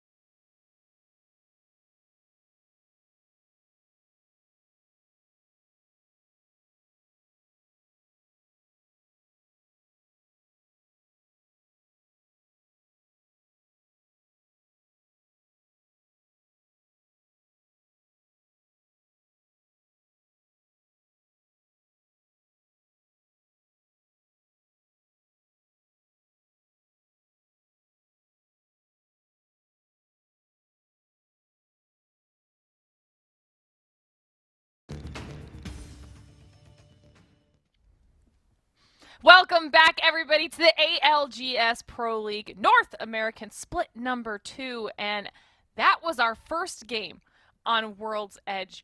And what just happened? They're going back to back. They're trying to go for the Michael Jordan. Are they going to go for the three-peat? Call the Bulls up, really. I mean, NRG is coming through swinging. They're pissed we didn't put them in their predictions. Hey, guys, we put you in the teams to watch. Chill. Listen, we know that NRG is capable of this type of gameplay, but bringing it back to back, deciding that they were one under the kill records, they wanted to go over it and make sure that they held that for now. I mean, that was insane. But what was crazier too was just how consistent all of our top squads were, right? We saw TSM in those final moments. Even CLG was top 5 in that end game. So the people that we were looking at in those top 3 spots are still battling it out. Yeah, but also Atlanta Premier has been popping up consistently too, so we got to give credit to Atlanta Premier for coming through swinging and not giving up. I mean, it's going to be so tough in these last 2 games to try to cool down NRG. They looked good on Stormpoint. They looked even better on World's Edge. And it continues. The story continues in terms of these teams that have been dominant on this map. Nothing's really changed, right? It's still that same meta. Yeah, you may see some different legend changes here and there. You're going to see Sweet consistently popping off, though. I mean, you just have to love how they start off a little bit sloppy, right? They did. In game number 1 and game number 2, the shots really weren't connecting. You saw the alternator clip where there was 3 players lined up and there was only about 29 damage put down. We saw some missed wingman shots. All of a sudden, game 3, they just went nutty with it, and they've been dropping ridiculous amount of damage. Like Mark said, around 5.5k damage over 2 games. That's just absolutely unheard of. And you know what? My boy's doing it without the charge rifle. You don't even see full squads sometimes get that much damage. Sweet is right now in a league of his own, and I mean, honestly, when he goes on these types of tears, it's unsurprising that those are the stats that are being put up by him right now. So NRG, like you're saying, they're going to be really, really hard to put a stop to right now. But we also talked about this because we had said that it was really more about the opportunities that Stormpoint gives the teams to get those points on the board, because once we get to World's Edge, the teams like the NRGs, like the TSMs, they're very likely to do well on this map. So when they also do well on Stormpoint, the whole day gets a little bit scarier. They have around 2 years of experience on this map, and you know, these pros are creatures of habit. They love to practice all of these scenarios. So when you're seeing the highest level of Apex, yes, you're seeing it on Stormpoint. It's just not as cleanly executed quite yet as you're going to see on World's Edge. Every single scenario has almost been had when it comes to going through these for all of our pro players. As we take a look at the fight taking place, bubble happening on the other side. Looks like NME is trying to push forward, and you can see Serio, Hakulo, and Cruisin have the advantage in terms of armor. You do have a flank coming on over towards the other side. Is it a flank or is that player out of position? It remains to be seen, as it looks like the flank is coming in on the other side too. Hakulo has the advantage over towards the side. I would love to see them continue to push this one, but right now, with 1 minute and 10 seconds on that game clock, this is third-party central. I have to be worried for both of these teams that another team's going to show up. I was just going to say this is starting to get a little bit dangerous as far as how long this fight is going on for, right? Like, even just the few bursts of shots here and there, all it's doing is drawing attention to the teams that are in the area. And you can see all of those names off in the distance here of potential teams. If they really wanted to make their way down, they probably won't. But the people that are coming in from, you know, that southeastern area, it's always a little bit sketchy here. The zone is going to be collapsing on these squads. They have to make a choice. They need to push, or they need to leave. There's no in between at this point, because if they continue this engagement, I feel like they could be in trouble. 1000% this is going to be a thermal station ending. Taking a look at that zone, also look at the positioning coming in from G2 in orange. They're in that primary building over towards that southwest side. Renegades, they're posted up as well. You can see Fury and Scissors. They're in a great spot. One thing that we have to mention, though, is that 50-50 that was constantly happening week after week, month after month between XSET and CLG. It's kind of unfortunate for CLG that XSET continued to want to push that 50-50. They took Harvester, and the reason that stinks for CLG is because we go back to Creatures of Habit. the rotations are always really important in landing in your POI. You know how to loot it as fast as possible. You know how to make your rotations out of there. CLG, unfortunately, is going to a different POI, so they have to kind of relearn exactly what's going on. And this high caliber of lobby, that's not going to serve them. So a team like NRG continuing to get their landing spot. You have Fragment East there for TSM. Speaking of TSM, on board with them on the bottom half of the tree side. They got caught out on the rotation. This is not where they want to be. They would much rather be over towards that thermal side. To me, it looks like they are trying to find kill points along the way, or they have some information that maybe we don't have. Maybe this is not going to be that thermal zone, and they think that it's going to continue to pull on over towards tree, which would be a really good reason why they would take this spot. Now, looking around, you can see other teams in the area. There is caustic barrels inside of that blue trailer. It's a little bit of a scary situation, but you can always count on Hal to make the right play. He's already portaled into this spot, so they look like they want to stay. Yeah, we saw some nice L-star shots coming out of Hal as well, dealing some damage to keep any of those players in the area away from them for at least the time being. But now we've got a top-down view of NRG, and the question is, will they continue this aggression with all this confidence they have now against any of the teams that are going to be in their area, or will they start to play this one a little bit more passively? Yeah, and going back to where this zone could potentially end, Tree, Thermal, definitely two really good spots. I'm really excited to see where round number 3 and round number 4 go, because that's when we're going to have a lot of information. But right now, I'm worried about NRG potentially taking this fight. There has to be people in the vicinity.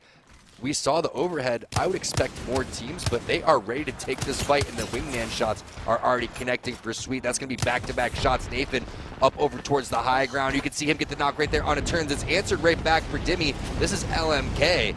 LMK already had a top 2 finish on over towards the Storm Point side. Meanwhile, bubble res potentially happening. Look at Glitter, how close Nathan was to being thirsted. Just a sliver of HP away from that one. Phase Breach is going to come in handy as they back off from this fight. What a crazy situation for NRG. They almost go out as the first squad eliminated.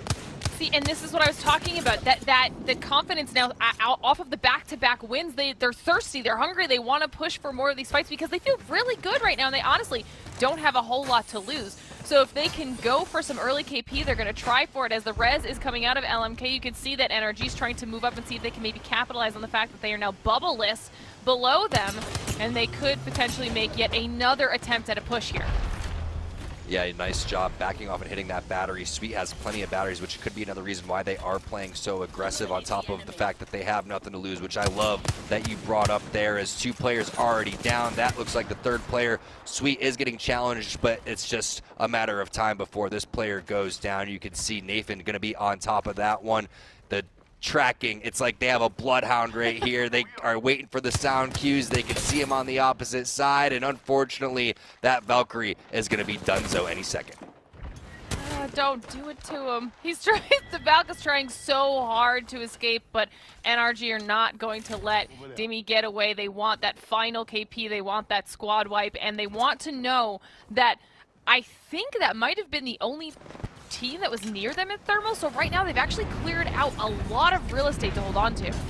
Ghost Gaming with the knock right there. You can see Rakanishu coming through. That's going to be defensive bombardment on top of Ghost Gaming to try to get the res back onto their boy, but Nizel, he's taking storm damage. You can also see enemy Ghost taking some storm damage too. 6 does get hit with that defensive bombardment. The bubble was down. Rakanishu already used that one, and you could see the Nox gas grenade was utilized as well. So a 2-on-2 situation over here as this zone is continuing to tick away. Just early damage though, so nothing major quite yet. And these teams are potentially worried about a 3rd party. So interesting that they are going to back off from this one. I believe it's just Rakanishu now in a 2-on-1. So that makes complete sense on why they were going for that one as we take a look at Split 1 regular season stats. Spoiler alert, you're going to have 2 players from Sentinels on over towards the top. They are not in this group though, and not on this map are 2 players from Ghost Gaming. G2, they're trying to survive over towards the God building where we think this zone is going to end. That's going to be Xset pushing in. Vayne with the knock right there onto results, or quick battery there from Gentrifying,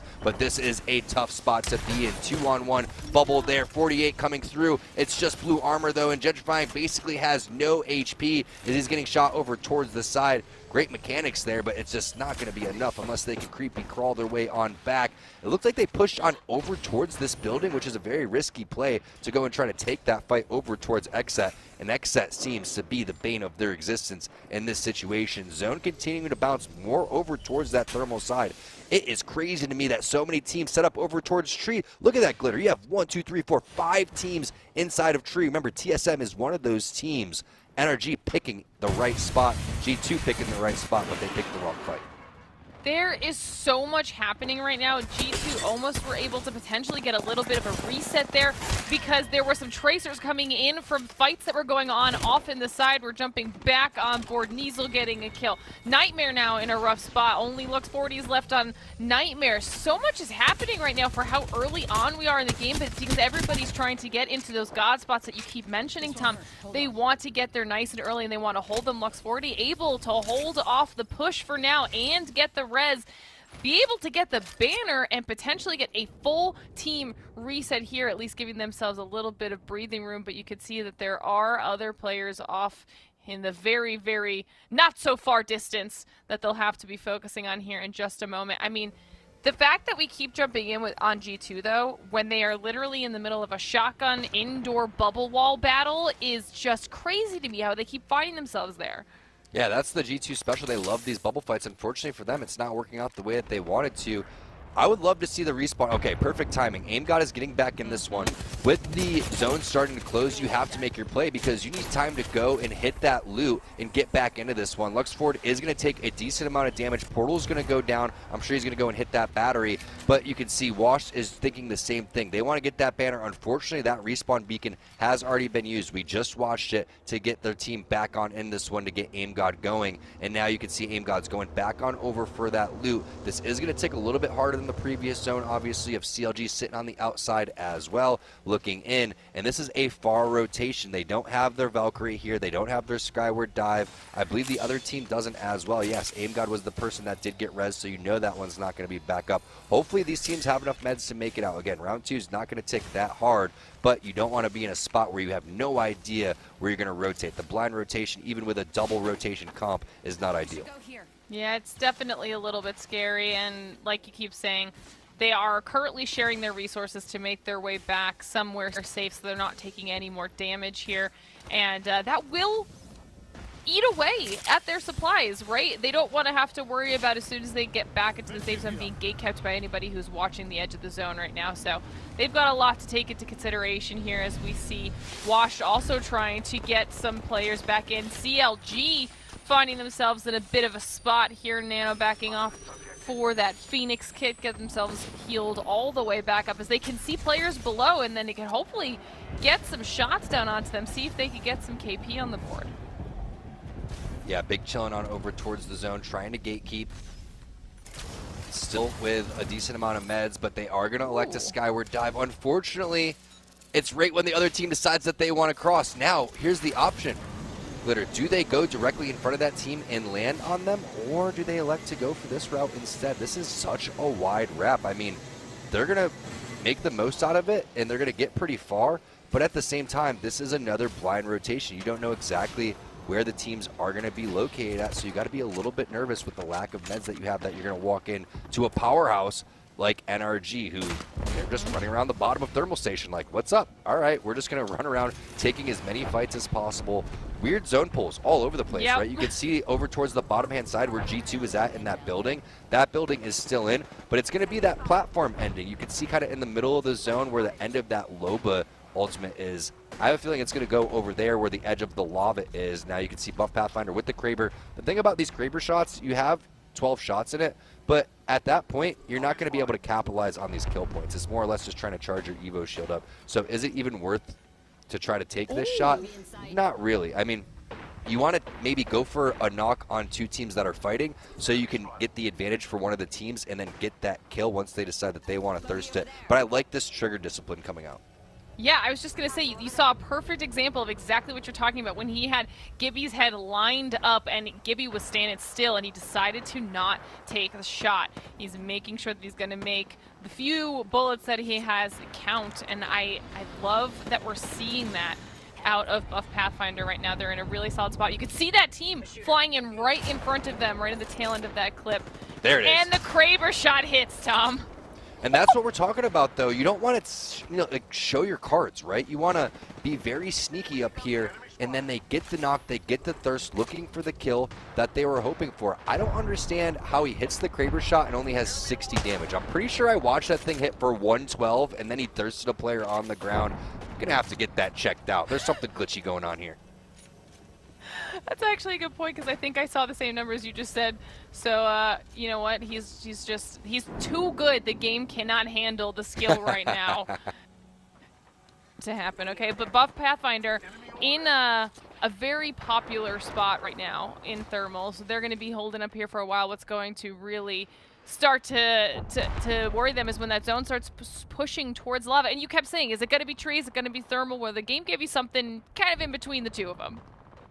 Yeah, no doubt about it. Looking on over towards where Lazarus is, this is a pretty good spot, but once a team like Xset rotates onto the high ground right directly above them, they are going to end up pinched from the teams that do decide to rotate from tree. And TSM, they rotated early. The ideal rotation for them would have been to get above where they were on the train tracks. That spot 99% of the time is going to be taken, and it was. So they backed off. They went on over towards the train tunnel. Now they're waiting for other teams to kind of duke it out before they make their play. Speaking of duke it out, CLX, they are donezo. AP coming through with the quickness, and Crook, he goes down, I believe, to Caustic Gas from the players that were already eliminated. That stinky Caustic. I was going to say there were so many barrels that the Caustic was trying to hide behind for as long as possible there, but easy res there for Atlanta Premier, and a nice amount of loot inside of the building now that they should be able to hold for a decent amount of time. And I mean, you had talked about them before this game even started. They have been so consistent today. They have found themselves in top positions multiple times, and yet again making a strong push into a really solid area for now to hold on to, and finding themselves coming out on top. You know, we got a nickname for this guy on our screen, Ronnie. Now, casting the esports arena tournaments, he was the king of rats. This guy's known as Rat Boy Ronnie. Shout out to Rat Boy Ronnie, the best rat in all of Apex. We have a couple great rats out there, but Ronnie is definitely one of them. Former Wraith players switch on over to Valkyrie, another entry fragger. Atlanta Premier having themselves one heck of a day. 50 points on game number 5 is very solid for this squad. Looking forward to see what they're going to be able to do. Speaking of another team to watch, that's going to be TSM. I want to do a quick listen in with them to see what the rotation is going to be like. I have low oop timer. Yeah, same. It's fine. 6 seconds. Like I said, hover and look for a cliff fucking it hangs. Like maybe go here. What about hide a beacon? No. That's open, it looks like. No, go here. Okay. I can't see. Okay. Go here. Might be something good this way. I'm getting in this corner. Wait, I'm not safe. Bubble, Jordan, bubble, you have to fucking bubble. It's a bad spot. We're fine, we just have to wait for zone to close. I think. They can still shoot us on low ground. We need to focus this team. They're gonna shoot us. They're fighting on high here. Can we climb over? Climb over, please. Climbing now. Play here where I'm at. Okay. Ash TP, where we just were, I think. Yeah. Just watch our back, Evan. Watch our back. We have zone. Right here in the left. Team 40 push on Gibby. He's down already. Dock in the air. Keep watching our back, Evan. Let's go this way. The team above us, team right above us. Spitfire, that's the lower team, I'm pretty sure. We're fighting on hide again. I'm gonna make a fucking portal, I think. They're right above. This team might look at us. They're looking over.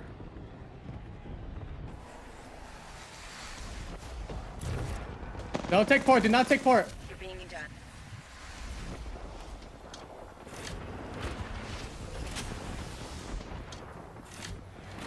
Are they fighting up there, Evan?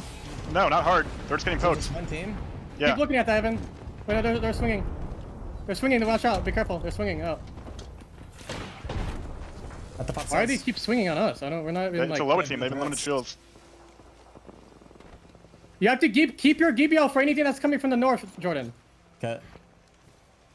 The fact that TSM has been allowed to exist here for this long with no one looking their way right now, Tom, is crazy to me.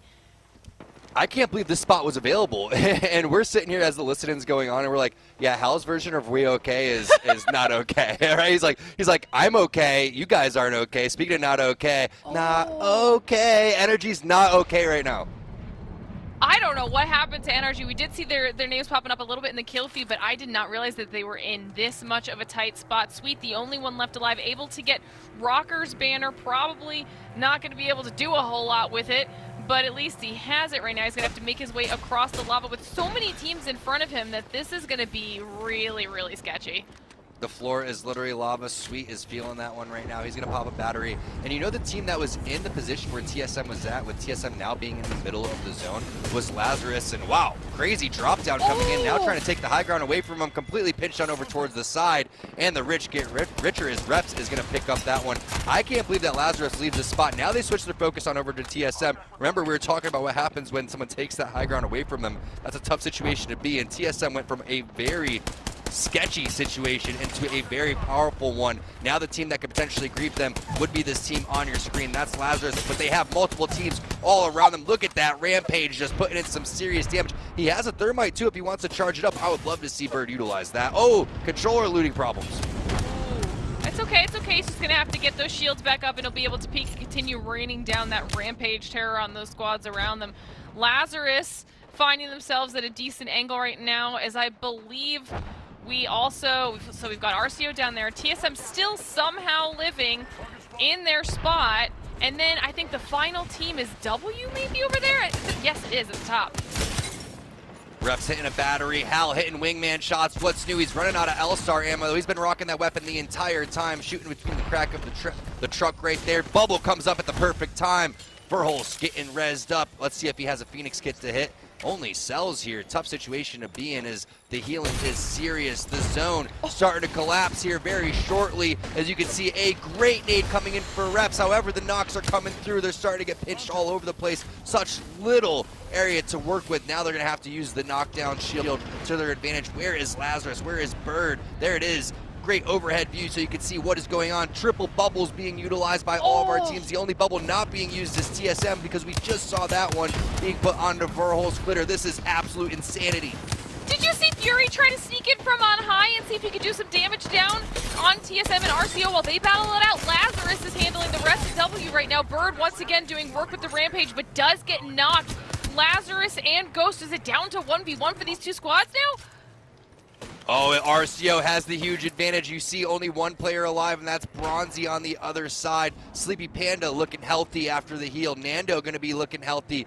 Fury is doing whatever he can on the opposite side of this truck, but the defensive bombardment is hitting hard. This could be the first win for RCO if they can close this one out. Holiday has a red armor behind him if he can hit the armor swap. Instead, they're going for the batteries, and it's just a matter of time before they can continue to lay down the shots and just pick these players apart. 25 points is about to turn up to a lot more if they can continue what they have in front of them. There goes the last team directly in front of them, and it's a 3v1 situation. RCO picking up a big dub here in game number 5. That is a huge, huge win for RCO. Are you kidding me? Coming into this game, I'm pretty sure they were at single-digit points for the day. This is a massive turnaround for the RCO crew and a much-needed win for this play day so far. I mean, that was just sheer chaos at the end. And was it I guess they did get a little bit further. Was it the right decision for Lazarus to move off that spot you were talking about, Tom? It seemed to work out for them because they did get further than TSM, but TSM did a great job for what the situation was. They came in from tree and moved on over towards thermal. They made their way over towards the train station or train tunnel area. They backed off. We did the listening as they hit the skyward dive. They're getting shot at from all these certain points. But one thing about RCO is these players have been playing for quite some time. It is so nice to see them get a big win here in the ALGS. If you've ever played in the, ranked in Masters lobbies, in Predator lobbies, or even in Diamond lobbies as you're starting to grind up, you've seen these names before. Holiday, Nando, and Sleepy Panda. They've been playing for quite some time. Serious dub for them. Like you said, Glitter, they were not looking too good on the leaderboard after the first 2 days. Day number 3, these points, that dub for them is going to be amazing. That has to feel great for the RCO squad. Yeah, and we also, I mean, got to get a little bit of love there to Xset. They didn't have the most placement points, but 9 kills compared to RCOs who just got first place at 10. Huge kills coming out of Xset, and they definitely needed those points as well. Yeah, taking a look at Atlanta Premier, unfortunately not able to pop off like they were in the previous game, but still hoping that these other teams on the right-hand side can get it going. G2, very slow today. Ghost Gaming, you know, they've been having their issues as well. Still one more game remains here on World's Edge on day number 3. It really is up to somebody to stop NRG because NRG's just been looking so solid. The confidence has been continuing. RCO popping off though. Look at the damage, look at the kills. Not an easy zone, not an easy dub, but they were able to stick together, focus their fire on the right spot, and then play patient at the end. Glitter, you saw nobody really got knocked on their team. They did lose a majority of their health, but they backed off, healed, hit the necessary batteries, hit the necessary medkits when they needed to, and then got right back into the fight.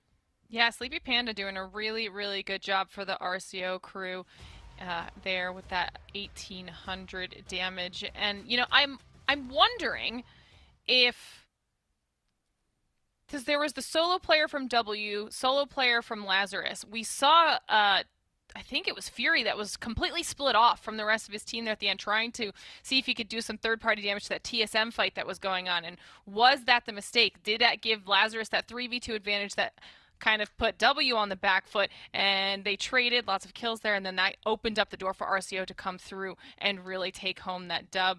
We'll have to see if any of that changes in the final match. How are we at the last game of the day already? I don't know. If time flies when you're having fun. Let's bring in Kate to see how she's feeling after those games. Kate, RCO, huh? RCO indeed, a team that certainly you would consider maybe not the, what's the right way to put it? They're under the bright lights. They have made their way to this lobby. They've earned their place, and now just today we get to showcase them because of that win. And of course, as you mentioned, we are coming down to our final match of the day here for our groups. Remember, this is a round-robin tournament format, which means these groups have not seen themselves together before, and they will only see themselves together one more time after this. So I gotta ask some questions here while we take a look at these highlights. And Tom, I'm gonna start with you. What is more scary in today's tournament? Reps with the charge rifle, Hal with the wingman or L-Star, maybe Nano from CLG with the Peacekeeper, or Sweet with whatever weapon he has in his hands? I could definitely say what's more annoying than anything has to be the charge rifle coming in for reps, but it's tough to say who I would rather go against. I picked neither, Kate. You know, I picked neither. But smart move, my friend. So I love what we're seeing from all of our teams, right? We're seeing the top-of-the-line gameplay from our top teams, and we're seeing top-of-the-line gameplay from our teams that we weren't really expecting. And we've been watching teams like RCO go at it for quite some time. They've never been able to put together a win so drastically and so dominant like they did right there with so many points. But you saw back-to-back wins in game number 3, back-to-back wins in game number 4 there for the NRG squad. They finally got shut down. It was a very weird zone though, Glitter. We couldn't really tell where this one's going to pull. Either could our pro players. Yeah, it was definitely probably less than ideal, not where people really wanted it to go. But even so, even though NRG did get taken out, they still were able to get a lot of KP on the board. So they're going to be keeping themselves in a good spot for that overall leaderboard. But these final moments here when RCO was able to make the push onto those 2 solo players, as soon as they realized what situation they were in, it was just, you know, no holds barred. Just let's rush in, let's finish this, because they knew that there was no chance that they were about to lose that situation. They wanted to close that one out, Kate. Oh man, and boy did they close it out in record style. And I will say, I do want to mention, you know, as we are getting ready to go into our final match, Glitter, I love that both you and Tom have mentioned some of these teams that we see consistently in our top 10, consistently in that top 5 in those final circles, but maybe do not get the bright lights on them, or certainly, you know, we don't get to see necessarily their beginning, middle, and end. Are there any other teams, as I said, as we go into this game number 6, that you would really like to highlight? Glitter, I would love to start with you. Oh, highlight. Well, honestly, it's hard to say. I know there's a lot. Well, it's we've talked about them a little bit, but mostly just today because of how incredible their performance has been. But we have to continue mentioning, for me at least, Atlanta Premier, because they have just from what we saw last round of matches to this time, it's like it's a brand new squad. I mean, they've already doubled their score from last time around, and there have been a few teams that have actually done that. I think that same thing with RCO, right? So the teams that are managing to make those adjustments from one week to the next, that's actually huge when it comes to being able to adapt in the competitive series that is the ALGS right now. Absolutely. Tom, same question. I agree, and NRG seems like they have this one on lock. It's not completely over yet. They're going to probably lay low, not like they did in that last game. They were playing very aggressive, but now is the time to kind of sit back, let dog eat dog, and just watch the kill feed. Make sure that you are getting your placement points, making sure that TSM's not really going crazy. But I'm looking for this kind of middle of the pack to open up, because we know that this is a marathon, not a sprint, and you've got to pick up these points while you can. So you can't get down on yourself no matter where you are in this leaderboard, and understand, hey, if we can have a good game here, heck, if we can win this game, maybe we go from, like Ghost Gaming goes from 14th to maybe 7th place, and now we're looking at a lot more points on the board for them, which is all going to feed into the playoffs eventually. Absolutely. And of course, the name of the game is that journey to the playoff spot. That's what it's all heading towards. It's about the journey. There it is. Speaking of journeys, let's talk a little bit about what TSM thought of their playoff winning, $100,000 winning Apex tournament here for our playoffs. Listen to them break down every single moment of the action. It's really interesting to hear every single one of their perspectives, to understand a little bit more about their team dynamic, why they did the things that they did. That is a QR code that just came off your screen, but go ahead and head on over to youtube.com/PlayApexEsports, because there's that fabulous piece of content. But gang, there's a lot more content where that came from. Trust me, got a lot of great stuff happening already, and certainly more things in the future to help round out your ALGS Pro League viewing experience. And of course, follow us on Twitter and twitch.tv/PlayApex. My goodness. It seems as if it is only yesterday that we began this tournament. Just kidding. I mean, earlier today, things are happening. Either way, the point is that we have so much that is going into this final match, and that is coming up right after this. This is the Apex Legends Global Series Pro League. Wait for them to finish and get the fence. Yes, wait. Get the fence, get the fence. No. On you. Last one. Let's go! That's what we need to do, baby. No. We do that last game.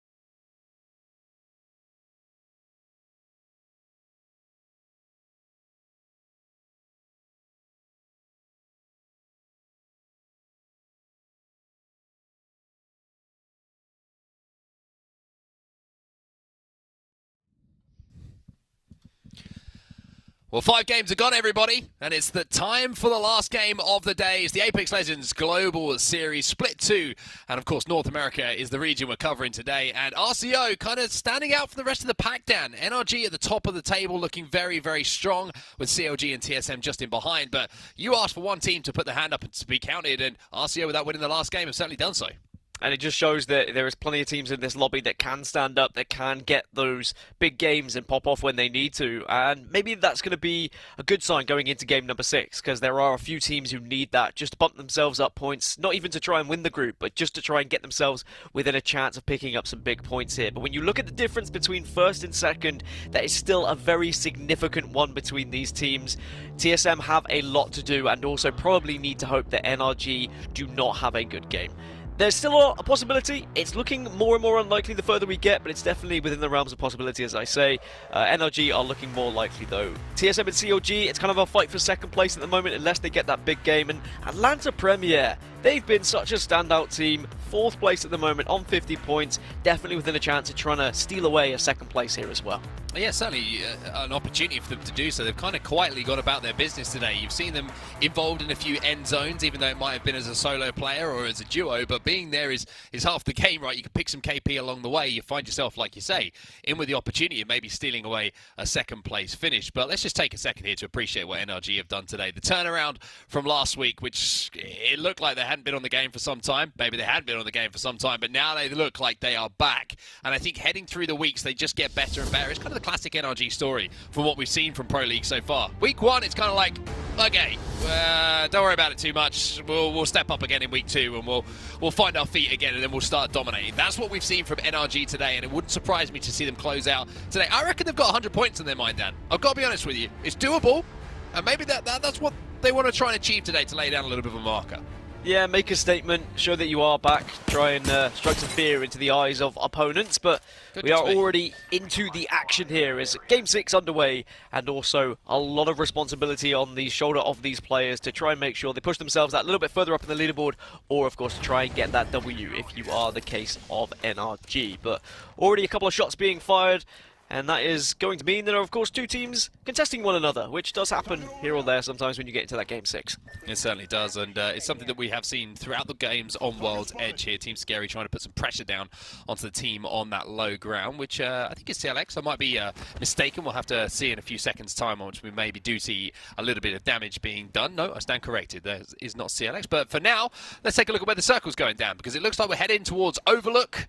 Maybe a little bit of Fragment East there. We have seen those funky, fresh zone pulls where all of a sudden we're thinking it's a guaranteed Overlook zone. Maybe it pulls away a little bit, but that zone, just that area just to maybe the south of Overlook is always a good position to hold, especially with those new chokes that were added. Well, I say new chokes, they're quite old now. No, they're not old. Maybe they're kind of recent. Recent's the best word I'm going to go for. Gives you a little bit more cover. Yeah, the most recent changes, that works for me. But after a southwest finish and a southeast finish, I'm sure there's a lot of teams that are happier that this is going to be slightly northern, as you say. TSM very close to it. Lazarus right in the mix. They'll be very much enjoying this one, rubbing their hands together, and they should be able to set up shop and look for a late game finish if they are not disrupted by a Valkyrie ultimate, that's for sure. But as for the other teams who are transitioning from the south, they've got a long way to go, and I'm sure they're going to be thinking about making that move sooner rather than later.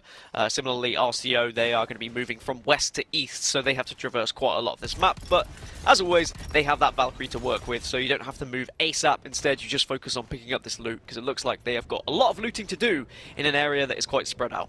And something to remind everyone of, this is the last opportunity to do so, and your last opportunity to watch a little bit of multi-view as well. If you want to do that, press on the button below the command center. You can watch your favorite team, you can watch their POV, and if you're an NRG fan, you want to see them maybe cross that 100-point threshold, you can do so from the first bullet that is fired. Or maybe you're a TSM fan, and if you're not watching one of their streams, I'm sure that you have the opportunity to jump into multi-view to watch what they do in this game, as they are heading right to the very back of Overlook here, right by the sideline. Don't slip. They're okay for now, but there is going to be already another team here, probably Lazarus, because we did see they were right in the mix of this area, so they might have to contest that and have a little fight. Oxygen did manage to pull themselves a KP their way. They were able to at least take down one player of a squad, but it's not going to be a full wipe, so still 20 squads remaining. And if TSM do get in an engagement, we will hop back over there. But for now, Oxygen, they're looking to see whether they can find the rest of these 2 players, but it looks like they have scarpered. They certainly have. Oxygen, who have been landing over a big more that kind of area, so usually come out here looking pretty looted up and pretty healthy, as you can see in front of you with the not only the armors but the attachments they have for those weapons, looking very, very good. And like you mentioned, that 1 KP is certainly just a nice little boost, a little tap on the shoulder, saying, well done, boys. Good start to this game. Let's see if we can push ourselves up those leaderboards as we get into this end game. But TSM, we're going to see them playing this area for quite some time. The one thing you got to be a little bit more aware of course, playing Overlook and having a quicker rotation these days down, is not only those chokes, the most recent chokes, as I've corrected myself 3 or 4 times with that, but also the skyward dives coming in late, which can really disrupt an early rotation in towards the back of this. Yeah, I was going to say you have to keep your eyes peeled, because not just do those skyward dives come from the middle of the map, but they can come from behind you, they can come from all different angles, and TSM are going to be at the forefront of that. They are going to be the first point of contact for a lot of teams, so they could very much have their game spoiled here. So they need to be well aware and making sure they are watching those guys and prepared to fight whenever they need to. But one team that is always going to be able to achieve 3v3 engagements well whenever they're presented is TSM. So I'm sure they will be prepared and ready. As for Exet, they're looking to try and make their way towards Overlook and also making their presence known with a couple of ultimates being thrown. They certainly are, and I kind of like that from them, just zoning off that team, making sure that they can make the cross nice and safely towards the building that they want to call their own. And CLG, shout out to them today, and also for their performance so far in Pro League, a roster that's been picked up by Counterlogic Gaming, and a lot of, like I mentioned previously, a lot of hype on Nano and a lot of kind of results as well from him, and understandable why that hype is coming in, as you can see him frying, as his name would suggest, through that window and doing damage to that team coming in. Really good damage, but sometimes damage doesn't always get you KP. If you can't get those knocks, you have to back out. You have to think about positioning, which is sometimes more important, of course. And positioning is going to be everything in this endgame circle, by the way. We're going to see a lot of teams trying to get these buildings, trying to get that area over towards the edge of Overlook. But with Residency being taken very early, you're going to have to fight for it. You are not going to be able to get cheap rent whatsoever. Instead, you're going to have to make sure you drop a big deposit if you want to get involved. One thing to point out as well about Overlook zones, I feel they're one of the most difficult zones to get into if you're traveling from the southwest. Just had to get my mental compass working in my head there, because you have to travel uphill and you really do have a difficult time forcing your way in. Maybe a little bit more easy now, like I mentioned with the skyward dive, but previously Overlook zones have kind of been, if you get there early, you're good. If you're not, you really are going to be struggling. But we'll have to see where that zone does pull as well. We have seen some pulls towards that tower. We have seen some pulls right towards the back. It's such an interesting zone for me, this Overlook one, as we do see one of those rotations from behind TSM. They're going to have to be careful, and Verholz might be getting landed on here. Yeah, he's going to have a scrap up there. Get your boxing gloves out and get involved in this fight. And he says, thank you very much. Free KP for me. Do not challenge Verholst. That is his zone. He is quite literally king of the hill right now. And to be honest, if you are this first team at Overlook, that can happen as well. Kill points just get fed to you. Teams are going to be so vulnerable if they try and drop on you like that. They need to be ready and prepared and have a game plan, but quite often when teams try and Valkyrie out into this area, they see that the building's being taken and they see the silos are taken, they panic and they just land. And because there is a slight point when you land to getting your gun out, you are just a sitting duck. And TSM, they lap up that KP. I mean, Verholz is probably thinking, I've got 2 players landed on me here. I can see the idea from RNG. They want to land on the solo player, but the thing is, like you mentioned, that little bit of a stutter, plus the fact it's Verholz, which is not a man you want to be landed on, one of the most deadly and accurate players in the Apex Legends Global Series, just absolutely shredded them. A little bit damage done by an Arcstar as well as they landed. He played it perfectly. He held the high ground, and I'm sure that Reps and Hao are going, nice job, man. Nice job. Yeah, he did what was asked of him, and, you know, on the other side of the things, if you are the one who goes down first and you are put under that pressure, then suddenly the team is going to be pointing fingers and asking questions, right? So it's a pressure situation, but I think that every member of TSM is ready and prepared for that to happen. As NRG, you speak of bad things happening, Rocker DC'd at the moment, but thankfully can get back into the game, but NRG just very patiently waiting for that, and their rotation is going to have to come a little bit later, but they are within the circle at the very least, and hopefully, fingers crossed, Rocker does get connected soon. Let's go over to Team Washed, who are struggling a little bit so far today. Not been in the best of positions, but have an opportunity, like I said, with how tight outside of the top 3 the leaderboards are, to maybe throw themselves up and grab some more points coming out of this third game day of the Apex Legends Global Series, split to North American Pro League. God, that is a mouthful, I'm not going to lie. But for now, you can see they're kind of playing around survey camp at the moment. A little bit late to the party as far as an rotation is coming in. And then look at that zone pull down. This is what I was worried about. You see TSM taking that early position, but now you're going to see the pull away and a lot more towards where that truck is, towards the height in epicenter. So we're going to see some carnage really start to pull out once that zone presents itself. And I tell you what, even though NRG might be in a horrible place and an unfortunate place with the DC, if they can get a late beacon, then all of a sudden NRG find themselves in a good position, as they will be one of the only teams actually moving in towards that side of where the zone is going. Maybe a blessing in disguise where they don't have to try and predict. As Jeldon tries to predict something, but you cannot predict that. Sometimes a Wraith just comes out of nowhere, and Washed forced to push back. Do not want to take that fight after taking so much damage, but you are right, it is going to be carnage. You spoke earlier about when you lie on a bed but there's no pillow and you have to sleep on the mattress. This is going to be more like when there's no bed and you have to sleep on a floor, a concrete floor, because it's going to be painful. I didn't say a mattress, I said a cactus. Oh, which is far worse, let's be real. It definitely is, but it's going to be unpleasant for these teams because there's not much room to play with in the circle that we just saw as well. Like, there's not many buildings, of course, there's a few trucks here or there, you've got the high ground of epicenter that you speak about, but there is a lot of open ground, which means every team is going to be trying to get to those priority positions at the same time, and it's just going to be madness. Alright, G2. It's time to turn up. It's been time to turn up for 5 games now, and it is yet to happen. So I want to see them pop off a little bit here, not just to save face a little bit, but to be honest, to maybe repair my friendship with Tom, because I know that he's taken it very, very badly, G2's performance, and all understandably being my fault. But for now, they find themselves in a very not G2-like position, especially after their performance on their first game day, where they absolutely decimated the lobby and looked so strong. But with their rotation and the fact that they have seemed to get to this height in epicenter, this might be the opportunity for them, Dan, if they can keep their calm and keep their cool after what has been a rough 5 games so far, which I will say isn't maybe G2's makeup as a team a lot of the time, to stay cool and stay calm. Then they have an opportunity to put points on the board and throw themselves so far up that leaderboard if they can keep their composure. There's a lot of ifs and buts. I like that you're trying to will it into existence. It's a shame because G2 started so well today. If you think about that ambush that happened in game 1, for those of you who didn't see it, G2 walked up to a fight. There was a team just waiting for them, and they absolutely popped off, won the engagement when they definitely shouldn't have. And that's what they're capable of. That's what you can do when you are a team who is so good in those 3v3 engagements. But as you mentioned earlier, it's hard to try and pinpoint what's gone wrong because we only see snippets of G2's movements. Is it a rotation thing? Have they just been making bad decisions? Is it those fights? It's very difficult to try and analyze it without going back and watching the POVs. But maybe we'll learn something a little bit more between week 2 and 3, technically, or at least day 2 and 3 when we look back at what happened. But oh dear, the transition of getting Rocker into the circle is still on. Someone get that man into the circle. Save Rocker, sweet. You gentlemen, look at him go. Right hands to the abdomen of Gibraltar. It's quite far to go though, let's be real. Maybe they can get pretty close. And when they can maybe go for the res. Do they have a gold bag? Could they do this all the way? Who knows? This could be genius from NRG, but it's quite sad to watch. It's really good news for TSM. They won't know it at the moment, but this is the best opportunity they could have had to get back into things with NRG struggling.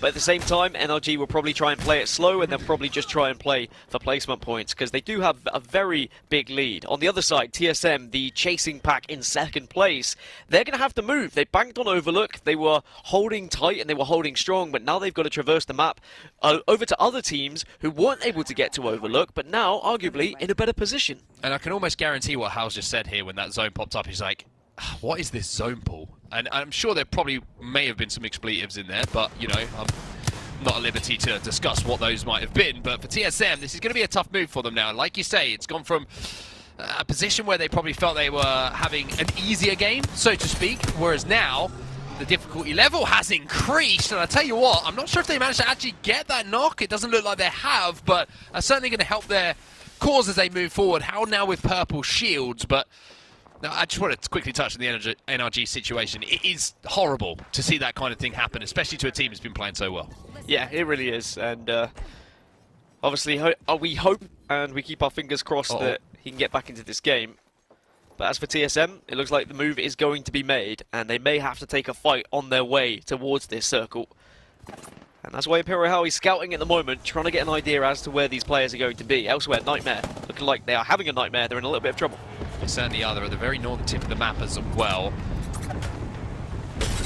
can see this bubble's going to disappear in just some time, but that 100 damage with the Arc Star and the teammates up on high ground is going to make this a lot more comfortable for them.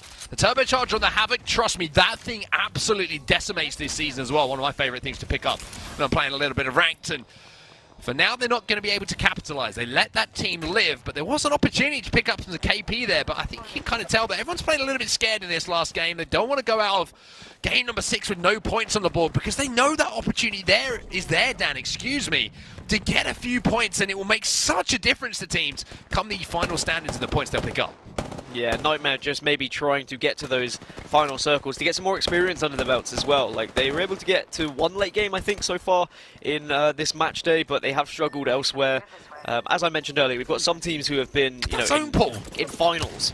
You've got some teams who are just slightly newer to the Apex scene, but TSM gonna have to move again, as you say. That zone pull is going to be even worse news for them. But at the same time, perhaps with it being slightly more unpredictable, there's gonna be a lot of teams who weren't expecting it, and TSM might be able to take advantage of that and Valkyrie into one of those positions first. I mean, Hal's doing what he can, doing some damage as he moves forward with that wingman, but that zone pull is the equivalent of the classic practical joke of putting a piece of, you know, a dollar bill, whatever it might be, on a piece of string and watching someone chase after it, because just as a lot of teams were thinking, hey, we're in the money here, it's just whipped away from in front of them. CLG still pretty comfortable for now inside of this building. A lot of caustic barrels down as well, not just to protect the doors and give them that protection as teams try to move in, but also to cut off those lines of sight through those grated windows. But as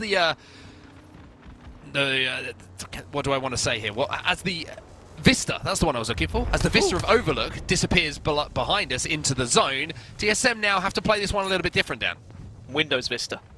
Windows XP. We got upgrades. As we move in now as TSM, they've got plenty to work with as well. When you look at shields, when you look at armors, they've had all the upgrades across the map, and they now need to move. Like, that's the trouble here. They're trying to scout, they're trying to work out who's where and who's going to be in their way if they try and just walk across. But at the same time, they're trying to make a decision, do we fly across? I know full well that is going to be a thought process at the moment. Do we try and Valk up into the air? Are we going to be vulnerable to shots from different angles? Is there anywhere even to go as they look across to the map? Because these train carts are going to be priority positions for a lot of these teams, and Atlanta Premier, they're going to set up in them. Well, they're going to be pretty safe for now. However, these are difficult to hold unless you have a caustic, which they do. So they'll be able to at least give themselves a little bit of visual cover. They'll be able to put up a little bit of artificial cover to bob and weave around and maybe get some shoulder peak shots down on the teams around them. But, I mean, the truck is occupied. I'm interested to see where G2 are, though. G2 were up on that high ground in Epicenter. They will be approaching this zone from the western side of World's Edge. And for a team who needs a performance, this has kind of been somewhat of a gift for them. As you can see right now, look at this position that G2 find themselves in. If they can deal with that other team across from them on the high ground, they will be able to farm this lobby. It's a long way to go, don't get me wrong, but it could not be more of a prestigious position to have at this point in the game. Yeah, and the reason why Onset's saying it's such a good position is because of the vantage point they have. They can overlook all these teams that are going to be trying to get into that circle and arguably get some free KP as maybe the first rat arrives to the trap as G2 look to try and pick some of that up. But with the round closing and the circle beginning to close now, they need to try and finish this kill ASAP so they can go back over to that overarching ledge so then they can pick up that KP that you were talking of. Because otherwise, if they focus on this for far too long, another team might be able to creep up on them, and that's when there will be downsides to their position. Well, it looks like Designful's the player, from G2 who has the responsibility to watch their backs for now, and Gentrifine's going to come and join him now. Another team trying to Valkyrie ult in. Look at those shots coming through the sky from Gent, though. 301. Starting to sing a tune. And it needs to right now. As Gent's going to be repositioning here for just a few moments, just trying to watch all these teams on high ground, trying to defend it as well as he can, trying to zone all these teams out. It's going to be TSM who make the move, but Rebs has gone down. But even though he's gone down, Dan, the best thing that they could leave in his wake, as he will be brought back to his feet, was that bubble. If he doesn't get that bubble down, TSM could have been eliminated there. One of the most important things as a Gibraltar player is you have to throw that bubble at the right times. It seems like it's going to work out for TSM. Elsewhere, G2 now starting to see all those other teams trying to get close towards them, trying to get to that cliff edge. But the circle is even more central than where they currently were. So they have to use all of these kind of hilltops, all of these icy ridges to work with so that they can position themselves not to be shot by the other teams on the other side. But here's that free KP that we were speaking of. They can just farm at everything that's below them. Need to finish off that kill, make sure they get the knock. Reps is in the kill feed as well. He's picking up some kills. CLX lose not only one player, but 2 down. Mr. Hakulo is going to be trying to get his teammates back up and onto their feet. Designful is going to get that finish I was talking about. And also, look at this, Resulta picking up a few kills. And as G2 start to go to work, I want to hear what the comms are like for a team who needs to make a comeback. Let's jump into a G2 listening. Their Gibby's knocked. They're going for res. I'm nading. I cracked on. He's close. I'm bubbing your hair. You can show the back. Yeah, you can show the back. We gotta clear that. We gotta clear that. I gotta kill to the Gibby. I think, right? Or is it? We gotta take that. We gotta take this spot. Gibby's still on this rock. Or Caustic on this rock. Still alive. Dead. Like, Gibby's down low. Or the whole team on down. Whole team underneath. Alright. There's still a team over here. Them. We should go back to the head. On the pack. There's a Velk on the pack right next to you, Design. Come back to the good. Come back to the god spot. Fuck that. Okay. His team's trying to wrap us. His team's trying to wrap us. I know, but this is in. Fuck it. We'll hold that spot. Do you not want the spot? They're just trying to wrap behind us. Yeah. Is it a full team? There's a team right here too. And go back. Come back. I can't. I'm dead here. No. Bro. Fuck. You should just stay over here. here. You get there. I'm popping a battery here, and then I'm gonna try to bubble across. Your team should push up on them. I'm trying to get there to though. They're gonna have to fight on that ramp, I think. Yeah, mobile. Still my ult. We gotta focus these kids down low. Alright. They're trying to climb up. I'm popping a mid right now. Trying to fly up. I'm coming to you. Is that on us? No mobiles. I got a mobile. No, I don't. Maybe check my box, maybe. I think you did craft one, but your box is kind of far. Yeah, they're underneath Jordan. You see them. I'm shitting on them. You cracked one. Fuck. I have no more nades. Right, Waiting for nades. I have nades. Yeah, definitely focus them. I still have my ult too. So G2 seem cool, calm, and composed down, but the issue for them is they've lost a player, and it's the classic make sure you watch your backs as they find themselves in the top 6. But here comes a push from TSM onto the team down on the low ground. Another team is above them, which is going to be G2. So you can see that how Verhulst and Reps are more than aware they cannot overpeak this down, but they seem to have located those kills.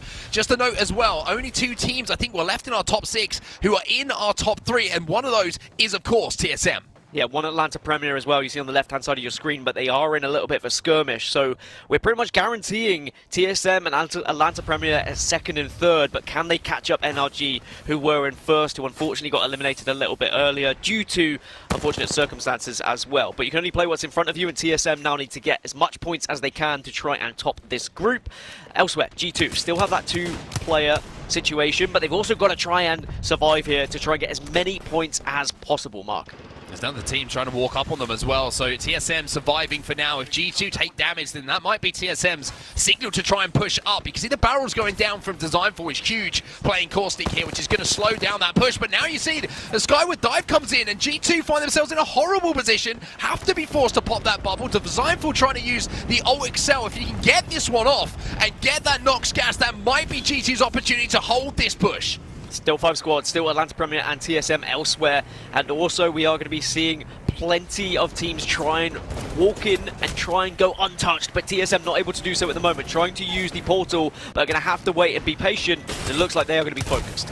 Result of last player alive for G2 as well. He has a chance to clutch. He does. He gets them kills. He gets them into the top 3. TSM fall as well. Atlanta Premier, this is your chance to jump up those leaderboards, maybe into that top 3. But there's only 2 alive for them as the last team is going to be pushing. Big shots from Crook with the Peacekeeper. Gets the crack, but where are the kills coming in? It isn't going to be in their favor.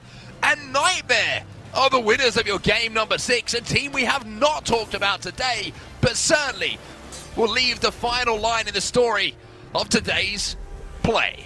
Well, I mean, Nightmare was a team that I touched on because they were so low down in the leaderboards, and I was saying how important it will be for them to get to that end game, get some more experience in a lobby that is built like this, and they walk away with a victory, which will be so important for their kind of future in terms of getting into these lobbies. And when we look at getting to playoffs, like, can they achieve playoffs? Well, a victory like that in a lobby like this, then sure, why not? An amazing performance for them. They'll be delighted with it. As for TSM and Atlanta Premier, they finished in 2nd second and third respectively, and remember they were in second and third in the overall leaderboards as well, so they'll be fighting for those positions.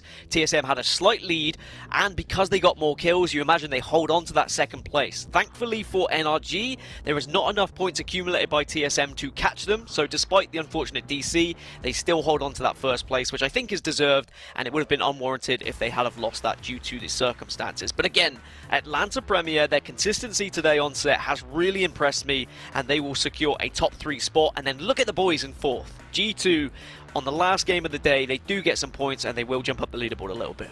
They certainly will, and some decent kill points, to go alongside it as well. TSM and G2 both picking up 9 kills.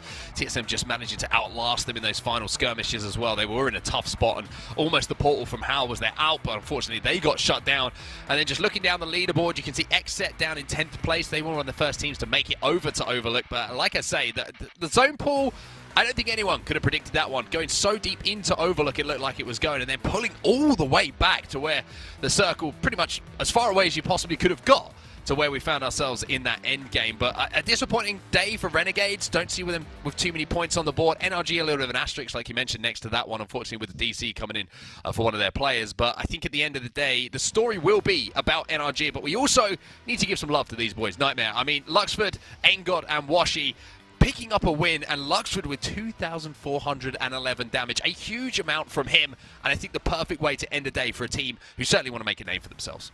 Yeah, to be on 8 points coming into this and then pick up a minimum of 12 just from placement alone, and to get 9 kills alongside it, a 21-point game is so important for them. That shoots them so far up the leaderboard, and that is going to give them great confidence moving into the rest of the match days as well, because now they know they can hang with the big dogs, right? They can get the victories in these lobbies, even with the biggest of teams like TSM, like NRG, and they took full advantage of a circle that maybe played to their advantage in a way where a lot of teams weren't expecting it to go that way. But that's what Apex Legends is all about. It's about reading the map, trying to kind of react to what's happening in front of your very eyes, and sometimes it's going to be things that aren't nasty to look at, but they managed to make it work, so very impressed with what they did. Well, Nightmare pick up the win in our final game of the day. It's time for us to bring Kate back in to break down what has gone down today, but it's good to see one of the underdog teams coming through, Kate, and picking up the win. Absolutely. Their name may be Nightmare, but boy, was it a dream to watch them. Yeah, couldn't stop myself from making that one. Either way, absolute fantastic to see some of those teams that we like to showcase. And I keep asking some of you, our analysts, our casters, who are those teams that aren't in the spotlight? And I think Nightmare is such a great example of that. And Gaskin, you did such a great job explaining really why they came out on top here as we take a look at these highlights. Onset, I mean, let's talk a little bit about G2. I hate to say, I mean, Nightmare is doing some great things. We're seeing it right now. But I want to real quick talk about G2 because this match particularly, they definitely had the potential to upset quite a bit, and still we saw some missteps, which seems to be the theme for them today. It's just one of those days, I think, for G2. It's just, the Pro League, it's week after week action. Sometimes things don't click. Sometimes you might make a little bit of a change. Whatever it might be for G2, today just wasn't their day. But at least getting some points on the board in that final game is important for them. Because as we know, when you go through the weeks and you get towards the playoffs and you get towards ALGS Champs, it's all about just making sure there's at least something to speak about in a week where you don't perform to the abilities that you want to, right? So at least getting a decent amount of points on the board there might actually bump them up to be able to get more points in the overall leaderboards, which is what it's all about today. So G2 maybe just a little bit off the pace today. Don't know what it quite was. They were amazing last time we saw them, so I wouldn't be too worried. It's just one of those weeks. Absolutely, and I will say that one of this kind of a week seems like it's bad for G2, but the reality is that it's pretty good in comparison to a lot of other teams, certainly. So definitely something to think about. And as you mentioned, leaderboards. Well, it seems like the right time for us to chat through some of those maths we talk about here. And Gaskin, 82 points. NRG said, you know what, today feels like our day. They thought, CLG had 30 points. Let's go for 31 in a match and see what happens. Yeah, NRG was so confident that they just quit out of Game 6. They said, we can't be bothered. Let's just let everything unfold. TSM can play it out. out, try and catch us. No, of course, there was a disconnect. It would have been horrible if we saw them lose the lead because of that, but thankfully, the way it played out, they do not. TSM do put up a very respectable 75 points, though, and Atlanta Premier, 63 points on the board to push themselves up into 3rd place above CLG is an amazing performance. Very impressed with what they were able to do, especially their consistency, the amount of late games they were able to get into. They were really the thorn in the side to so many squads today, so hats off to them. Very well performed. G2 pushed themselves up 7 spots to get to 8th, by the way, so that's how important it is to get one of those big games where you do find some KP. And Nightmare up 10, up into 10th. What about that, and how about that for your playoff chances by putting yourself in a situation where you pick up points in 10th? Absolutely, and Onset, we're taking a look at the second page here, and the reality is that this second page is still a pretty scary lobby. Like, let's be clear, they may be towards the bottom of this particular group matchup, but all of these teams have made it here for a reason, and sometimes they are having a great day, and as you said with G2, sometimes they're not. Yeah, certainly. One team I'd be a little bit disappointed with, I have to say, is Renegades. I think there's some experience on that team, and you wouldn't expect them to be down where they were, but maybe, again, it's just teething problems, right? Madness has been added to the roster, or maybe it's just taken a little bit of time to find the chemistry with each other, but I'm sure they'll bounce back. But, yeah, I think you look at the top of the leaderboards, and it seems pretty top-heavy at the moment for what we saw between Group A and B, usually looking at like 10, 11 points if you get to, a finals, so to speak. We usually win you a tournament when you get to that final 20 lobbies, so you can see how well those top 3 teams have performed. Absolutely. Well, one of the other things that these teams have had to deal with is some interesting zone polls. And let's talk a little bit about World's Edge, specifically the drop spots here. Gaskin, I do gotta say, oh Lord. Anyway, talk to me about the drop spots. I'm going to stop talking.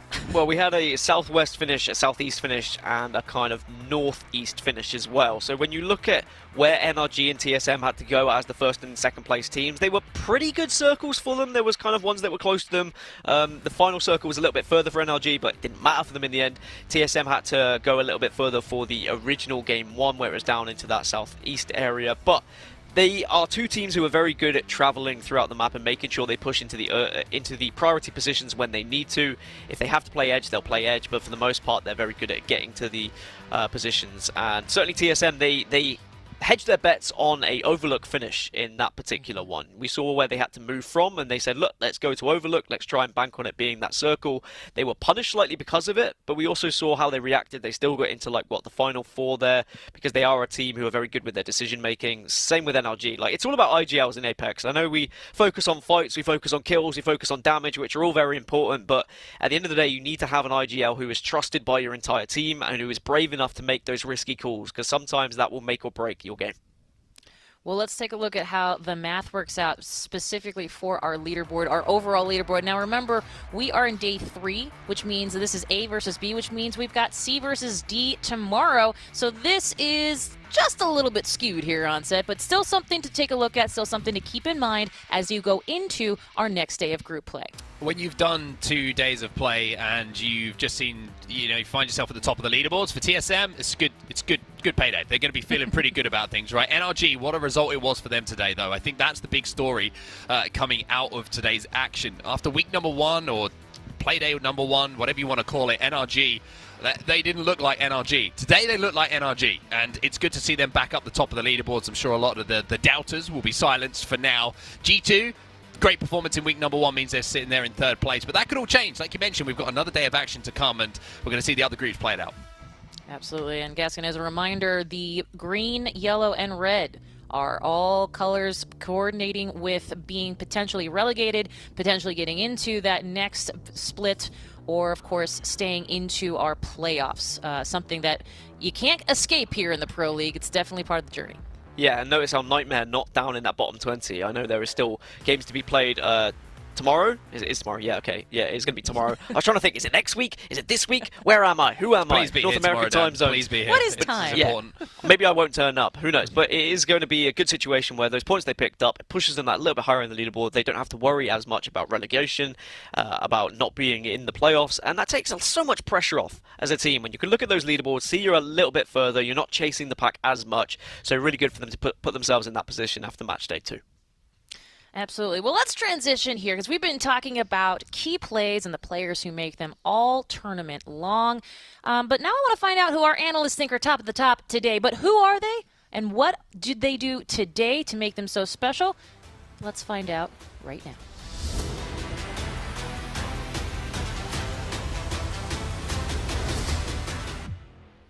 Okay, Onset, I'm starting with you. Who had your heart today? Who was in your radar for sure? So there's a lot of, obviously, potential contenders. You could say Sweet. He's been popping off today, but I'm not going to pick Sweet, even though I'm actually going to show some love to someone else who maybe doesn't get a lot of love. And it's going to be a player from CLG who I think is going to be one to watch moving through the weeks, and that's Nano. Nano is certainly someone that I think will become more of a household name as the weeks go by, and the performance of CLG has been notable. I think, you know, CLG almost became a little bit of a meme last split because of, you know, the team's performance, and it wasn't good enough. They made this roster change, and now you can see that Nano is a player who is really taking that opportunity. When you've got the CLG brand behind you, when you've got the CLG name behind you, they expect results. Everyone expects results. You know, historically, they've had great results, and Nano is a new player and a new talent who I think is just going to get better and better over the time, so I just wanted to show him a little bit of love. I think he's had another good day today, and I expect him to get better and better. Absolutely. Gaskin, who would you look at today? Well, Mark didn't want to talk about him because I do want to talk about him. I think I stole that one away, but Mark has found a great replacement because honestly, Nano has been performing so successfully. But Sweet, when I speak about IGLs, when I speak about players who are so important and integral to their team, what Sweet was able to do on the side of NRG with how he led the team, the comms that we heard with listenings as well, and the damage output, he just has a little bit of everything. He's one of these all-round players which he would fit on any team. I'm not saying that it's not right with Nathan or Rocker, of course it is, but I think you could put Sweet on any side and he could get them to work the way that he has made this NRG roster, kind of mold around him. But also the damage that we saw from the likes of Nathan with the amount of kind of clutches that he hit allowed Sweet to maneuver his way around the map in the way that he did. He has got two players that support every move that he makes. They trust every call that he makes as well, and that means that they are such an impressive team and very scary in every single lobby. I know we always say scary lobbies and stuff like that, but these guys are legit terrifying. I wouldn't want to play against them. I wouldn't even want to be in a lobby with them because you know they could be waiting around any corner and they will have the tactics to take you down. Absolutely. Let's take a look at how those tactics have translated to our kill leaderboards. This is always an interesting look at how these players do individually here on set. And listen, I mean, actually, Gaskin, I'm gonna go back to you. You talk about Sweet, you talk about Nathan, you talk about Rocker, you talk about the entire NRG squad. There's a reason that they are genuinely the top 4. Yeah, I mean, you look at the kills that they were able to pull out. I mean, as a team, they have so much damage between them, but also individually when they needed to win the fights, they stepped up, all 3 of them. And that is an amazing thing to have as a team, to have that trust in each other where you know if you are down and you just have a knockdown shield to work with, you're looking at your team and not saying, oh, I hope they don't lose this fight, but I can't wait for them to win this fight, pick me back up so we can get back into it. They are really going to be the main rivals for TSM in terms of winning this whole thing at the moment. We know when we look at the overall leaderboards, they are very close to contest with one another, and I think that they have a point to prove. After TSM won previously, there was a lot of words that were exchanged on Twitter. I know there is kind of fake beef between these guys. They are friends really, but they would love to get one up over TSM and put themselves in a better placement going into those championships. And that championship journey is what it's all about. Well, incredible players, all remember to keep an eye out for these key players doing these key plays all split long.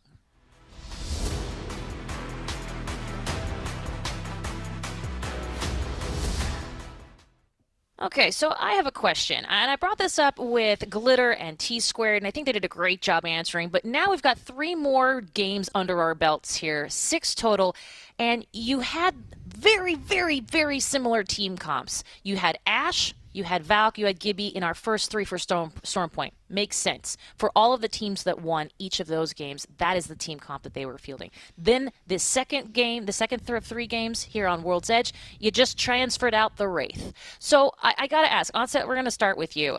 The reality is, I know team comps are incredible and they can do incredible things, and we even saw some caustic gas really coming in clutch here in the later parts of these matches. But what is the virtue of bringing in a different legend other than a Wraith or an Ash based on what we just saw today? It seems like the math is there. Why would you change it up?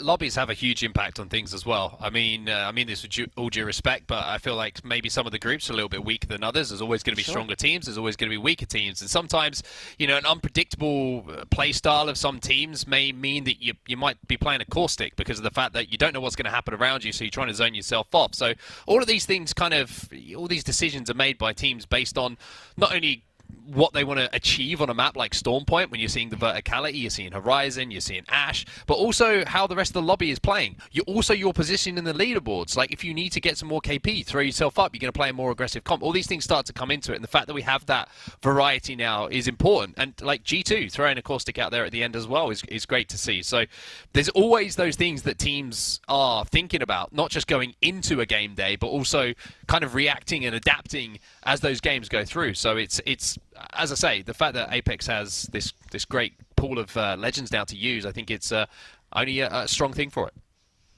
Excellent. Well, you know what? On that note, let's take it over to Tom T Squared Taylor, who's talking with a guy that we've been talking about all tournament long. Tom, over to you. Thanks, Kate. I have Sweet with me. Congratulations on an amazing day. Thanks for taking the time out to talk with us. 8th place in the previous group in B and C, 34 points total. First place tonight, 31 points in one of your games. What was the big difference for you guys? Just comes down to us playing the game. I said it before we played first week. I said we're probably going to have an inconsistent week because we've all been playing Elden Ring, Lost Ark, enjoying our time off. And no surprise, we got 8th place. Weren't too mad about it, and I said, all right, just wait. We're going to play the game. Played ranked this week, played scrims. We come back, almost drop 100 points, back in form. Rough week, first week, just like the first split of the Pro League, but we ended up tying for first. Just the same thing here. That's right. It's a marathon, not a sprint. Always got to enjoy your time off while you can and get ready for this long haul that is Apex. You guys have been grinding out for a very, very long time, so glad to see y'all put that together. Game 3 in Stormpoint, I kind of want to dive in a little bit of strategy. You guys had a pretty easy picking on where you wanted to pick. You guys ended up going out in the open while a lot of the other teams started to turtle up. Was that by plan, and how happy are you that you were able to execute that plan? Yeah, so we land checkpoint, a pretty close POI to that end zone, and I said right off the rip, we landed, hit beacon, I marked the map at exact location we are in on the backside. It gives you the opportunity to third party both sides of the mountain, as well as limiting the potential to get Valk-ulted on because it's an open field. Most people land near buildings. Executed the plan out in the field, wiped the WAP, I think 31-point game. Everybody played phenomenal and just classic energy play. Yeah, and your in-game leadership, I kind of want to dive into that a little bit. How difficult is it for you to kind of manage what's going on in the game and focus on, you know, your shot and executing things on your end? And do you have, you know, any type of advice for other people that are trying to take that leadership role? Right, so yeah, that game I dropped 3,200 damage while leading the charge for the entire game. It's the perfect balance of communicating to your team what to do while also executing yourself. But the best advice I can give is I call it the triple C's: cool, calm, and concise. You want to remain calm, you want to be concise in your callouts, and you just want to move around the map in a somewhat cool fashion, more so about finessing. So, you know, try to stay connected with your team as well as being able to play yourself is just the name of the game. I love that. Now, last question, I want to give you an opportunity to give a shout out to Nathan, rocker number 1 and 2 kills overall today. What do you love about them, and do you have any shout outs that you want to give? Yeah, so, I mean, when NRG is on and our team's working as a well-oiled machine, no one can stop us. And today just proves Nate with a huge 1v2 and the middle game of the first Bard's Edge game that resulted in us end up winning. And an amazing call-outs, Nate and Rocker. No other people in the game I'd rather have by my side as an IGL. And shout out to them, shout out to NRG, of course. And, you know, for us, it's really not that surprising. When we put the time in, we're the best team in the game, and just the day on the block here in Apex. Oh, I love that confidence, Sweet. Again, thanks for taking the time out. Congratulations on a phenomenal day, and we're going to toss this one back to the Desiccate. Thank you so much, Love Tom that. and Sweet. Fantastic. Cool, calm, concise on set. Someone put that on a t-shirt. I will buy it and wear it proudly. He reminded me of The Rock in that interview because he was like referring to NRG like almost in the third person. He was like, NRG did this, NRG do that, and it's like The Rock does this, The Rock says that, and I was like, yeah, I like this from you. I like the confidence, and it's kind of like I pointed out, right? Week 1, they said they didn't play very well. I still backed them because I thought It's NRG. They're going to perform, and they're going to kind of maybe turn around the form book a little bit. And obviously, I backed them, so they didn't do very well. But this is better. This is what I wanted to see for them. I love the confidence, and I like it's kind of a shot to everyone else, right? When we're playing, we're the best in the game. If you believe that, you have to believe that if you want to be the best in the game. And Sweet just showing not only with his advice that he's one of the smartest players and the best players in Apex, but also that everyone else should be aware that NRG are playing the game and they are here to win, I think, the playoffs and the champs. Absolutely. Speaking of here to win, let's take a look at the talent predictions. I know I didn't win this one, but I got excited. Well done. Mine don't count anymore. Like, mine are actually irrelevant. Like, sorry, G2. Gaskin. Like, this is all my fault, your performance today. And look who's on top, Kate. Oh, what a surprise. It's Dan Gaskin with his amazing predictions, which he gets right every single time because I don't know how he does it. I'm just copying you, Dan, from now on. No, I'm not gonna spill my predictions. I let it be known in the talent chat, and Glitter copied me. Let it be known that she definitely copied me. She wanted to stick with the champ. You speak about the Rock. You speak about people who know what they're gonna say. Well, me, I'm on top. Average predictions, King baby, and we're still here Dan all Gaskin day. says that Dan Gaskin is gonna win the predictions. Sorry, Tom. By the way, again, apologies. Never go with what I go with.